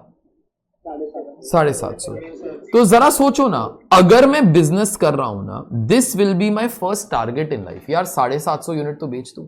ओके, मेरे को जरा बोलो, अगर एग्जैक्टली 750 यूनिट बेच पाओगे कितना प्रॉफिट कमाओगे? 0। मेरे को लग रहा था नहीं नहीं नहीं, नहीं मैं ना 751 यूनिट्स तो बेच डालेगा।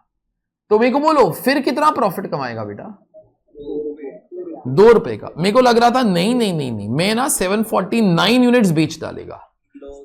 तो फिर मैं यहां पे लॉस करेगा कितने रुपीस का? 2 रुपीस का। ओके, तो जरा सोचो, what is 750? 750 is your first target. अगर 750 यूनिट्स बेच पाओगे ना तो कुछ ना कुछ प्रॉफिट कमाओगे, वरना प्रॉफिट नहीं कमाओगे। ठीक है, ये चीजें रियल लाइफ के अंदर कैसे यूज होती हैं। मैं सोच रहा था ऐसा एक बिजनेस स्टार्ट करूं, मैंने पहले मेरा ब्रेक इवन पॉइंट निकाला, ब्रेक इवन पॉइंट आ गया 750 और फिर मैंने एस्टिमेट किया पहले साल ना मेरे को लगता है 300 यूनिट ही बिकने वाला है। ठीक है, तो मेरे को बोलो फर्स्ट ईयर के ना प्रॉफिट होएगा कि लॉस होएगा? लॉस होएगा, और अच्छा खासा लॉस होएगा। लेकिन क्या है, कभी भी कोई बिजनेस स्टार्ट करेगा ना बेटा, शुरू शुरू के अंदर लॉसेस होंगे। क्यों बोलते हैं सर लॉसेस नहीं बेयर करना? फिर एक काम कर, आर्टिकलशिप ही कर भाई। ओके, तो obviously you are going to be doing business, it is a risky thing, from beginning it will not catch on यार। ओके, मेरे को लग रहा था पहले साल 300 यूनिट ही बिकेंगे, मेरे को लग रहा था नेक्स्ट ईयर ना 600 यूनिट बिक जाएंगे। ओके, मेरे को जरा बोलो, अगर 600 यूनिट बिकेंगे तो प्रॉफिट होएगा कि लॉस होएगा? लॉस ही होएगा, क्योंकि फिर भी हम लोग 750 के नीचे हैं। मेरे को लग रहा था तीसरे साल ना 749 यूनिट्स बेच डालेगा, तो कहने से 2 रुपए का लॉस होएगा। फिर मेरे को लगा कि ना चौथे साल के अंदर न्यू कॉम्पिटिटर विल कम, उसकी क्वालिटी बहुत तगड़ी होएगी, एक बार उसने अपना प्रोडक्ट लॉन्च किया मेरी तो बैंड बच जाएगी, और उसके बाद कभी भी कोई भी साल के अंदर 200 यूनिट के ऊपर तो बिकेगा ही नहीं। ले, अगर तेरे को मालूम है कि तेरे साथ ये होने वाला है ना, तू 750 को कभी भी टच नहीं करेगा। It is better to not start such business only, no. या फिर if such business is started and you think कि अगले साल ये होने वाला है, उससे अगले साल ये, उससे अगले साल ये, और उसके बाद जिंदगी भर यही होने वाला है, it is better to shut down such businesses forever, no. Okay, therefore break even point I also call as permanent shutdown point. कोई और बुक ये वाला टर्म यूज नहीं करता, मैं यूज करता हूं। It is called as permanent shutdown point. तुमको समझा वाई परमानेंट शटडाउन पॉइंट? अगर तू इतना भी यूनिट्स नहीं बेच सकता ना, तू धंधा बंद कर, तू घर में बैठ, एटलीस्ट धंधा वाला जो लॉसेस है वो तो नहीं होएगा ना बेटा तेरा। Okay, so therefore this in this particular case is also called as permanent shutdown point. ठीक है, सो अभी देखो यहां पे मैंने ब्रेक इवन पॉइंट के लिए क्या लिखा है। It is that level of sales at which profit is 0। It can be expressed in terms of rupees और यूनिट्स। एट दिस लेवल, देखो जरा ये वाला टर्म समझ में आता है कि नहीं। एट दिस लेवल, यहां पे क्या लिखा है, गला फाड़ के चलाओ, contribution is equal to fixed cost. जितना कमाया उतना लुटा डाला, तो अपने पास क्या बचा? कुछ नहीं बचा। Okay, that is nothing but break even point. ठीक है, चलो, your this particular work is all together done. ठीक है, अभी आगे चल पड़ते हैं। सुनो सुनो सुनो सुनो सुनो, अभी बस ये लास्ट चीज है, अभी ये लास्ट चीज है, इससे तुम्हारा ये वाला पार्ट खत्म हो जाता है। ठीक है, सुनो, बराबर से सुनना मैं अभी क्या बोलता है। ठीक है, बराबर से सुनना मैं क्या बोलता है। मेरे को लग रहा था इस साल ना 1000 यूनिट तो बेच ही डालेगा। I was damn confident 1000 unit तो बेच ही डालेगा। 1000 के अंदर से पहला 750 यूनिट्स तेरे को उतना कंट्रीब्यूशन दे देगा ताकि तेरा क्या मीट हो जाए। सब लोग बोलो, फिक्स्ड कॉस्ट। मतलब 750 के ऊपर आप लोग और कितना यूनिट्स बेचेगा बेटा? 250 यूनिट्स। हर यूनिट के ऊपर 2 रुपया कमा लेगा, तो 500 रुपए तो कमा लेगा। मेरे को जरा बोलो कितना फिक्स्ड कॉस्ट मीट करना बाकी है? 0। Fixed cost has already been met by the contribution of first 750 units. तो यहां पर तेरा फिक्स्ड कॉस्ट कुछ मीट करना बाकी नहीं है, तो ये 500 रुपया तेरा प्रॉफिट बन जाएगा। 250 यूनिट बेचना इज 2500 रुपीज का सेल्स करना, that is also equal to 2000 rupees के वेरिएबल कॉस्ट का खर्चा करना. If this is called as break even point, this is called as margin of safety. मेरे को जरा एक चीज बोलो, तुमको समझा why the hell are you safe? Because you are above break even point. Break even point के ऊपर होएगा तो तू सेफ है.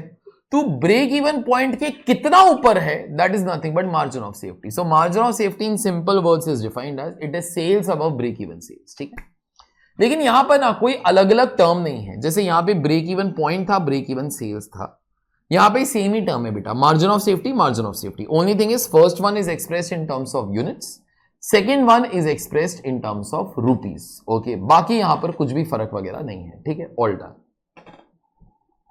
बराबर से सुनना मैं क्या बोलता है, बराबर से सुनना मैं क्या बोलने वाला है. देखो अभी तुम्हारा ये वाला जो काम है ये हो गया. मेरे को ना 2 लाइंस कंप्लीट करके दो, that will tell me that you all have understood all these particular things. ध्यान से सुनना.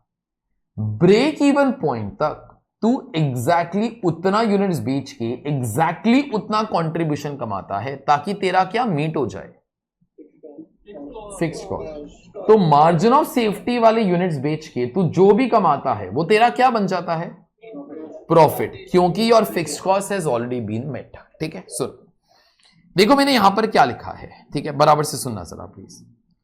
What is margin of safety? Margin of safety is the sales beyond break even sales. ठीक है, बस. अगर चाहो तो अगर एक लाइन लिखने का हो तो यहां पे ना छोटा छोटा वो लिख देना. 1 मिनट, मेरे ख्याल से तुम्हारे पास यहां पर थोड़ा सा जगह है ना नीचे. ये वाला लाइन क्या है, 1 मिनट के बाद बोलता हूं. यहां पे अगर तुम्हारे पास लाइन है ना तो यहां पे एक लाइन लिख के रखो, contribution earned on margin of safety will always give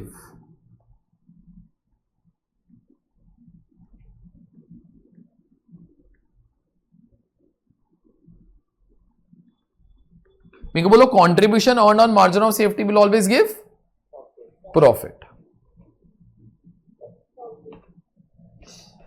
अच्छा सुनो, एक फालतू सा टर्म कभी शायद कोई क्वेश्चन के अंदर को शायद एक क्वेश्चन के अंदर काम में आ जाए. Margin of safety ratio. Margin of safety ratio is defined as, मैं मोटा मोटा पेन यूज करता हूं, it is defined as margin of safety upon sales into 100. या यूनिट्स वाला फिगर ले लो या रुपीज वाला फिगर ले लो, तुम्हारा आंसर 25% ही आएगा. तुमको समझा कि मार्जिन ऑफ सेफ्टी रेशियो क्या होता है, margin of safety divided by sales into 100, या यूनिट्स वाला रेशियो या रुपीज वाला रेशियो. ठीक, वो चीज मैंने यहां पे प्रिंट करके वो रखा हुआ है. Margin of safety ratio is equal to margin of sales, sorry is equal to margin of safety divided by sales into 100. ठीक है, चलो ये वाला काम जो है तुम्हारा हो गया. अभी मेरे को क्या करवाने का है, मेरे को ना तुम लोगों को जो भी मैंने एक्सप्लेन किया मैं बस उसको ना कुछ चीजों के अंदर कन्वर्ट कर रहा हूं. ये कोई फॉर्मूलाज वगैरह वो नहीं है, मेरे को कोई फॉर्मूलाज नहीं आते. And that is one thing you might have realised till now also, कि वो चीज ना अपने को वो जमता है. Neither I try to advocate that particular teaching also. Okay सुनो, I am saying simple common sense help me. मेरे को बोलो, if I ever take sales in rupees and I multiply by PV ratio, मेरे को जरा बोलो sales into PV ratio will give you what. ये लिखना मत, बस बोलो कॉन्ट्रीब्यूशन. अगर मैं 10,000 रुपया इंटू 20% करेगा तो कॉन्ट्रीब्यूशन ही मिलेगा ना. लेकिन सेल्स का 2 पार्ट होता है. सेल्स का 2 पार्ट क्या होता है बॉस, एक तो ब्रेक इवन सेल्स होता है और एक मार्जिन ऑफ सेफ्टी होता है. याद रखना, ब्रेक इवन सेल्स भी सेल्स ही है, मार्जिन ऑफ सेफ्टी भी सेल्स ही है, दोनों सेल्स ही है बेटा. ओके, जब भी सेल्स करेगा ना 20% के हिसाब से तो कंट्रीब्यूशन कमाएगा. जब भी सेल्स करेगा 20% के हिसाब से कंट्रीब्यूशन कमाएगा. लेकिन ब्रेक इवन सेल्स के ऊपर पीवी रेशियो के रेट से उतना कंट्रीब्यूशन कमा लेगा ताकि तेरा क्या मीट हो जाए, फिक्स्ड कॉस्ट. तो बाकी सेल्स के ऊपर तू पीवी रेशियो के रेट से जो भी कमाएगा, मेरे को बोल वो क्या बन जाएगा, प्रॉफिट. मैं तुमको नंबर्स इलस्ट्रेट करके दे रहा हूं. Sales into PV ratio will give you contribution, तो sales into PV ratio will give you contribution, ठीक है, first. Second, break even sales into PV ratio will help you to meet your fixed cost. Is that all okay? Break even sales into PV ratio will help you to meet your fixed cost. Okay, last thing. Margin of safety into PV ratio will fetch you your profit. Margin of safety into PV ratio will fetch you profit. 2500 into 20% करेगा तो profit ही आ जाएगा ना अपना. Is that all fine? ठीक है, चलो सुनो. ये वाला जो टेबल था ना, यहां पर ना I love the concept of PV ratio. PV ratio is, एक सेकेंड, हाँ, PV ratio is the relationship between contribution and sales. तो मैंने ना हर जगह पर सेल्स इन रुपीस का बात किया, सेल्स इन रुपीस का बात किया. अब मेरे को ये बात ही नहीं करना है, ठीक है. अब मैं यहां पे अलग बात करता हूं, मतलब now I talk of number of units. ऐसा भी तो बोल सकता हूं, जितना भी यूनिट्स बेचेगा, नंबर ऑफ यूनिट्स सोल्ड, बेटा हर यूनिट के ऊपर 2 रुपया कमाएगा. So number of units sold into contribution per unit will fetch you total contribution, ठीक. नंबर ऑफ यूनिट्स सोल्ड का 2 पार्ट होता है. क्या 2 पार्ट होता है? ब्रेक इवन पॉइंट और उसके बाद margin of safety. Obviously expressed in terms of units. ठीक. अभी एक फंडा जरूर है मेरे दिमाग में, ये वाला 2 रुपए वाला फंडा. 2 रुपया एक यूनिट बेचेगा, 2 रुपया कमाएगा. तो बेटा ब्रेक इवन वाले यूनिट्स बेचेगा तो भी 2 रुपया कमाएगा. मार्जिन ऑफ सेफ्टी वाले यूनिट्स बेचेगा तो भी 2 रुपया कमाएगा. लेकिन मेरे को बोलो ब्रेक इवन पॉइंट तक तो एग्जैक्टली उतना कॉन्ट्रीब्यूशन कमा लेगा ताकि तेरा क्या मीट हो जाए, फिक्स्ड कॉस्ट. तो बाकी यूनिट्स बेच के जो भी तेरे को मिल जाएगा that will be nothing but profit. बस मैक्सिमम 30 सेकेंड्स के लिए वेट करो. I am illustrating. 1000 units into 2 rupees will fetch you 2000. अभी आगे तुम लोग बोलो, मेरे को बोलते रहो, जो मैं हाईलाइट कर रहा हूं तुम लोग बोलते रहना. बोलो. Into 2 will fetch you fixed cost 1500 रुपए का. और लास्ट वाला भी बोलो. 250 into 2 will start to fetch you your profit as such. ठीक है. तुम्हारा टेक्स्ट बुक के अंदर जो ये 2 टेबल है ना, वो यहां पर एक ये तुम्हारा पहला वाला टेबल, ये तुम्हारा वो दूसरा वाला टेबल. ये दोनों टेबल्स मैंने वो बनाए हैं, वो कॉपी कर लो इधर, ठीक है. I will just be back. ये कॉपी कर लो.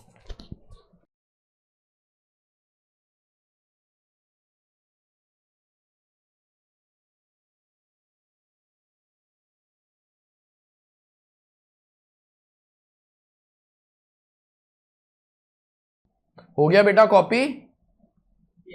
चलो सुनो.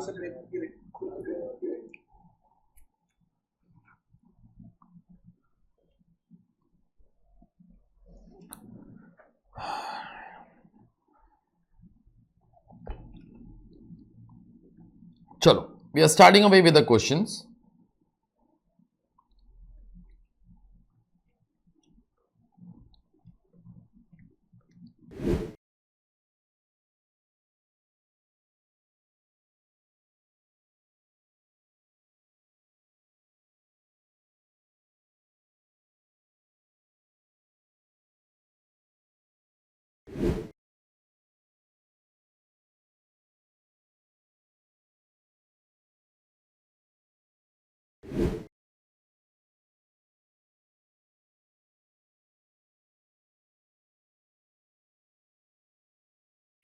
क्वेश्चन नंबर 4 पे आ रहे हैं, ठीक है. सुनो, शायद एक ही क्वेश्चन हो पाएगा. Okay, let's see. पढ़िए. From the following information, sales, material cost, labour cost. देखो मेरे को ना इस चैप्टर के लिए एक काम करना पड़ेगा. जो भी कॉस्ट आती है ना, will have to try to segregate into fixed या वेरिएबल. ठीक है, मेरे को वो वाला एक काम जो है वो करवाना पड़ेगा. ठीक है, तो अभी स्टार्ट हो जाते हैं. वेरिएबल हुआ तो लिख देना v, फिक्स्ड हुआ तो लिख देना f. ठीक है, तो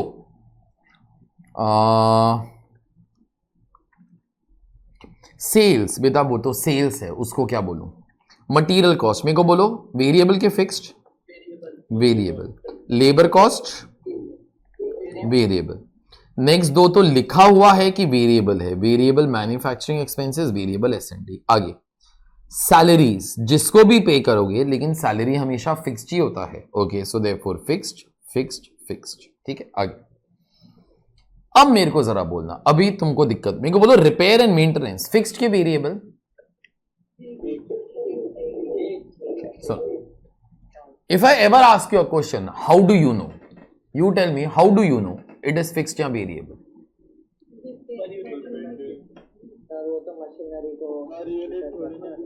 अच्छा ठीक, अच्छा सुनो, अभी ना फालतू चीज नहीं बोलने का, सुनो मेरी बात अभी।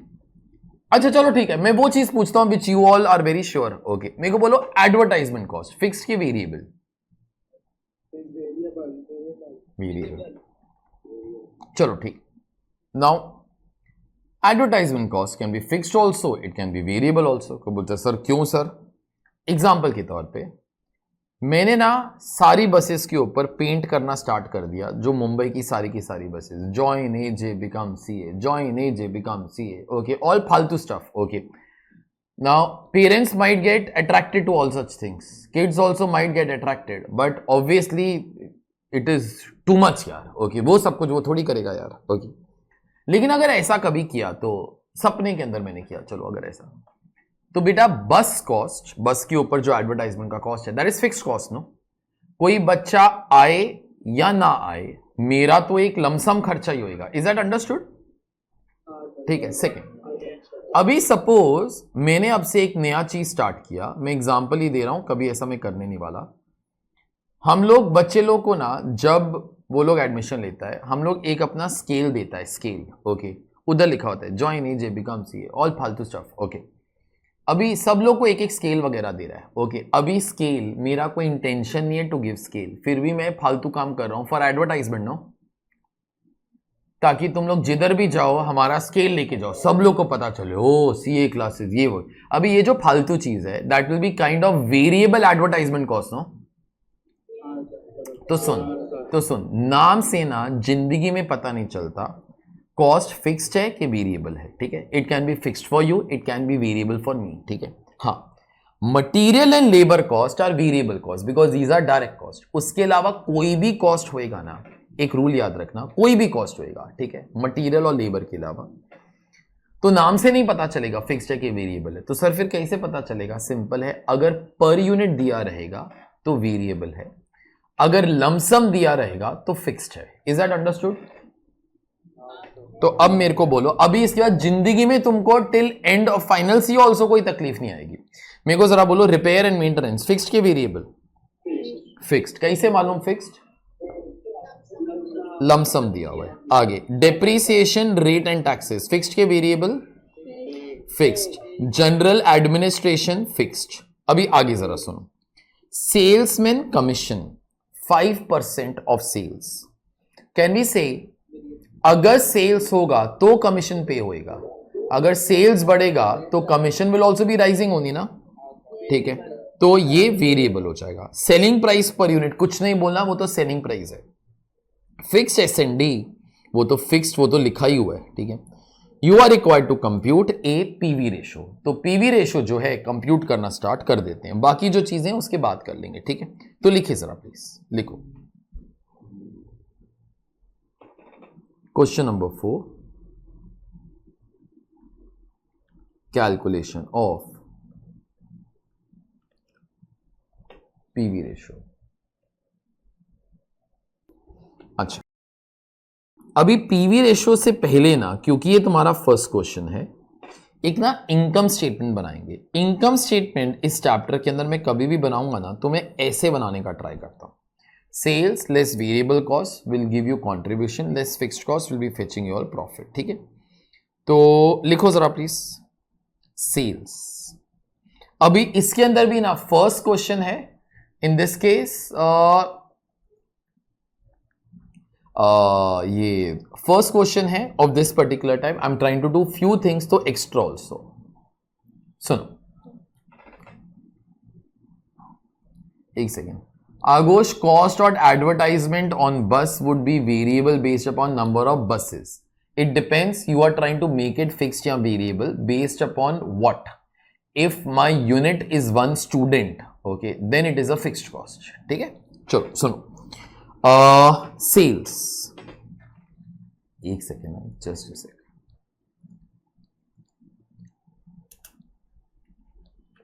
एक सेकेंड,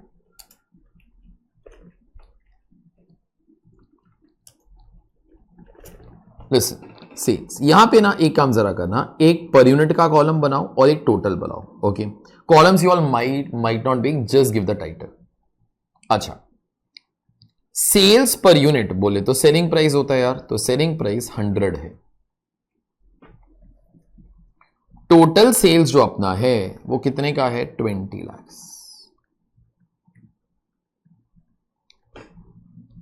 लेस वेरिएबल कॉस्ट. अच्छा, 5 वेरिएबल कॉस्ट है बेटा, material, labour, variable manufacturing expenses, variable S&D expenses, और उसके बाद एक कमीशन भी था.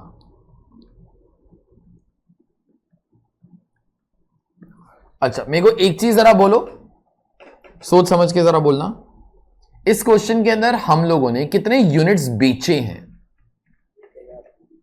20,000. That is this upon this will give you number of units, no? ठीक है.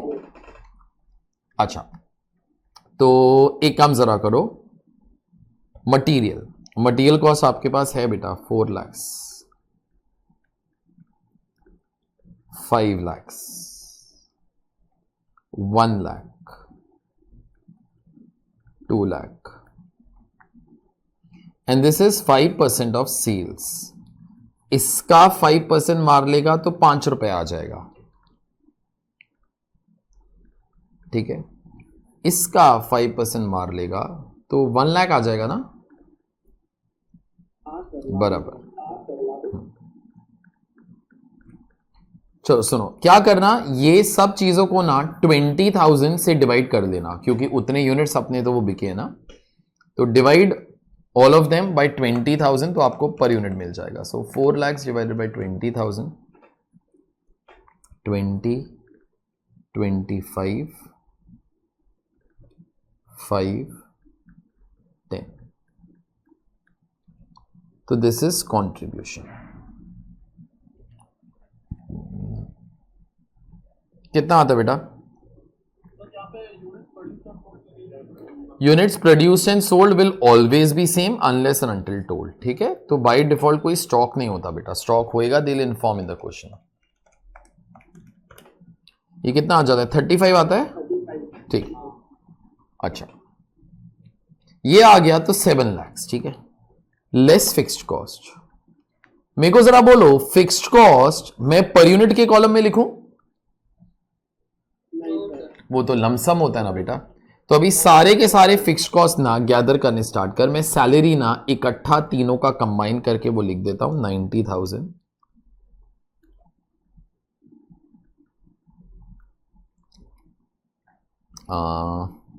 रिपेयर्स एंड मेंटेनेंस,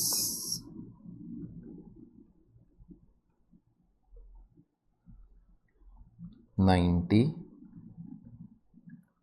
जो भी फिक्स्ड कॉस्ट है बेटा, you all keep on writing the names. I am not writing the names now. 90,000, 1,90,000. क्या करना, इसको A बोल देना, एक बार फिक्स्ड कॉस्ट का टोटल मार लेना.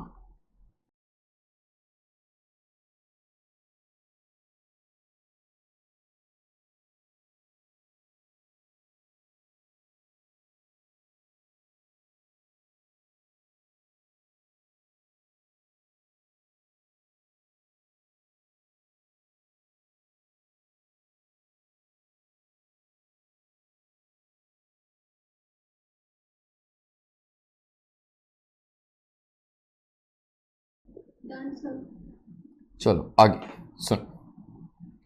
अभी अपने को पीवी रेशो कंप्यूट करने का था, तो लिखो पीवी रेशो इज इक्वल. अच्छा, PV ratio is not dependent upon number of units और समथिंग. तू एक यूनिट का डेटा ले ले, कंट्रीब्यूशन अपॉन सेल्स इनटू 100, या फिर तू टोटल डेटा ले ले बेटा, तेरा आंसर हमेशा सेम ही आने वाला है, कोई फर्क नहीं पड़ता। तो आपको जो भी लिखने का यू ऑल कैन। तो कंट्रीब्यूशन अपॉन सेल्स इंटू 100, मैं टोटल वाला फिगर्स वो लिख देता हूं।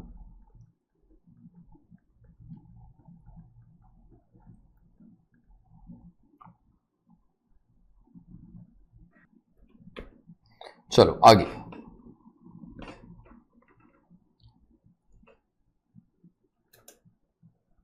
एक सेकंड।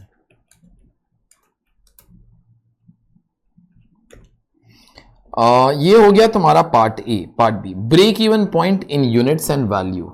ये तुम्हारा पार्ट ए था, यहां पे लिख देना part A, part B, break even point. सुन, in units and in value, in units and in value. देखो, एक तो ना पागलों की तरह दोनों काम नहीं करने का, दोनों में से एक काम कर दो, दूसरा डायरेक्टली हो जाता है। एग्जाम्पल, अगर आप चाहो तो पहले ब्रेक इवन सेल्स निकाल लेना, ठीक है। एक बार ब्रेक इवन सेल्स आ जाएगा, डिवाइड बाय सेलिंग प्राइस, तो आपको नंबर ऑफ यूनिट्स मिल जाएगा। या फिर आप लोग पहले यूनिट्स के अंदर निकाल लो और आगे बोलो सेलिंग प्राइस से मल्टीप्लाई कर लो। ओके, अभी दोनों के लिए अलग अलग मेहनत वो नहीं करेंगे, तो कर भी सकते हो, कुछ हार्म नहीं है। ओके, अगर और कोई क्वेश्चन नहीं आता इन एग्जाम, फिर इसी क्वेश्चन को 50 मेथड से दिखाओ। ओके, लेकिन अपने को आते हैं यार बाकी। सुनो मेरी बात, तो अभी let me try to find out break even point in rupees first, ठीक है। मतलब मैं ब्रेक इवन सेल्स निकालने का ट्राई करता हूं। ये वाली चीजें मेरे को, ये फॉर्मूला वगैरह नहीं याद रहते, आई एम रियली सॉरी, ठीक है। तो मैं अक्ल यूज कर लेता हूं। सुनो, मैं रॉ नॉलेज यूज कर रहा हूं, कोई फॉर्मूला वगैरह नहीं। देखो, जब 20 लाख रुपए का सेल्स करेगा तभी कंट्रीब्यूशन कितने का कमाएगा? 7 लाख। ये तो एक सच्चाई है, ये जो इधर है इधर, ओके, ये तो इधर है अपने पास, ठीक है। अब मैं ब्रेक इवन पॉइंट के बारे में सोचा, ब्रेक इवन पॉइंट पर मेरे को उतना कंट्रीब्यूशन कमाने का है ताकि मेरा क्या मीट हो जाए? Fixed cost. तो मेरा फिक्स्ड कॉस्ट 4,90,000 का है, तो सेल्स कितना करना पड़ेगा? ठीक है, सुनो सुनो सुनो, फर्स्ट मेथड, मेरे को ऐसा नहीं करने का है, ठीक है, तो मत करो। फिर ऐसे नहीं करने का है तो एक काम जरा कर, ये 20 लाख और 7 लाख के बदले में तू ये और ये ले ले, तो भी आंसर वही आने वाला है, ठीक है। या फिर तू एक काम जरा कर, तू ये वाला फंडा यूज कर ले, तुमको समझ में आ ही जाएगा। जब 100 रुपए का सेल्स करता है तब कंट्रीब्यूशन 35 का कमा लेता है। पीवी रेशो का मतलब तो वही होता है। और उसके बाद फिर तू वही सोच, but at break even sales I want to earn enough contribution to meet my fixed cost. तो फिक्स्ड कॉस्ट कितना? 4,90,000। तो ये वाला फिगर निकाल लेना, ऑब्वियसली वो सेम ही आएगा, ठीक है। और सुनो, लेकिन एग्जाम्स के अंदर ना, just for a dam better presentation, और कुछ नहीं है, ठीक है। फॉर्मूला लिखोगे तो अच्छा रहेगा, वो तुमको भी नहीं आता, वो मेरे को भी नहीं आता, तो बना लेते हैं फिर, और क्या। ओके, सुनो, फटाफट बनाता है। Sales into PV ratio will start to give you your contribution. Sales का दो पार्ट होता है। क्या दो पार्ट होता है? Break even sales, margin of safety. Break even sales के ऊपर पीवी रेशियो के रेट से जो भी कंट्रीब्यूशन कमाएगा that will be equal to fixed cost. तो break even sales into PV ratio will give you fixed cost. उल्टा करो, break even sales is equal to fixed cost divided by PV ratio. तो यहां पे और तो directly भी लिख सकते हैं, break even sales is equal to fixed cost divided by PV ratio.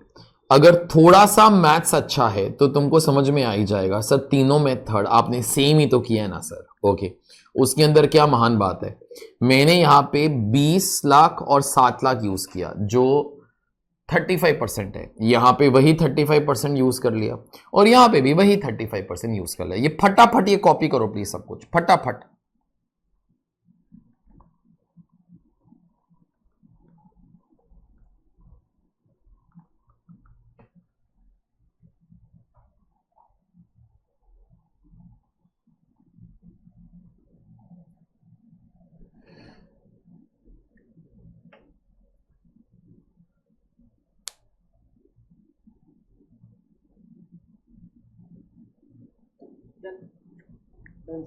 चलो, तो break even point in units, देखो इतने रुपीस का सेल्स करेगा तो 0 प्रॉफिट आएगा। हर यूनिट मेरे को जरा बोलो कितने के अंदर बेचेगा? 100, तो 14,000 यूनिट बेचना पड़ेगा।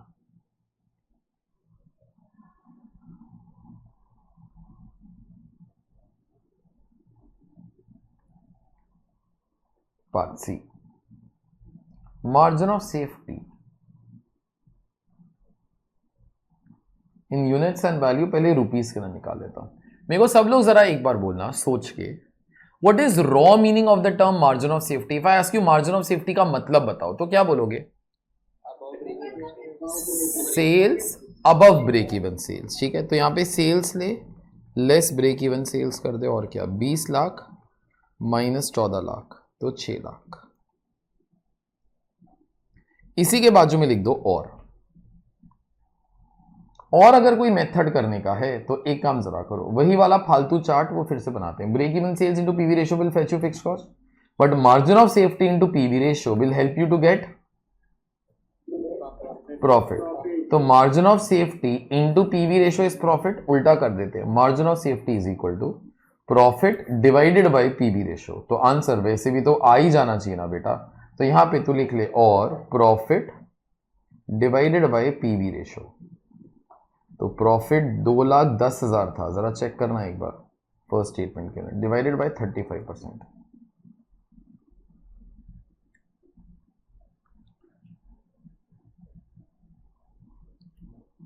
अच्छा,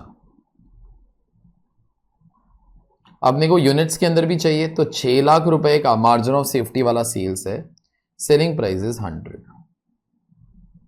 6,000 यूनिट।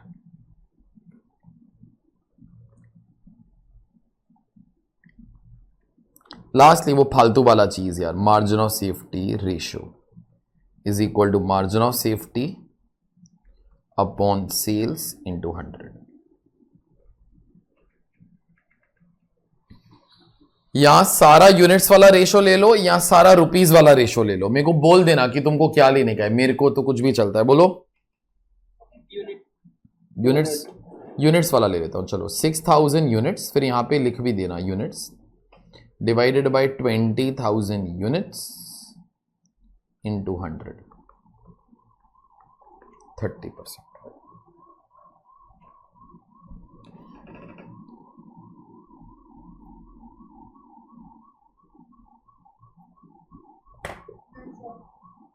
चलो सुनो, my this particular job is all together done. तुम्हारा ये वाला जो पार्ट है ना, this is the only thing that we are suppose to be knowing, और इसी बस कंसेप्ट को अच्छे तरीके से यूज वो करते जाएंगे ना, अपना जो चैप्टर है मेरे ख्याल से वो बीत जाएगा। ठीक है, this is all done, I will see you all now in the next lecture. ठीक है, बाय।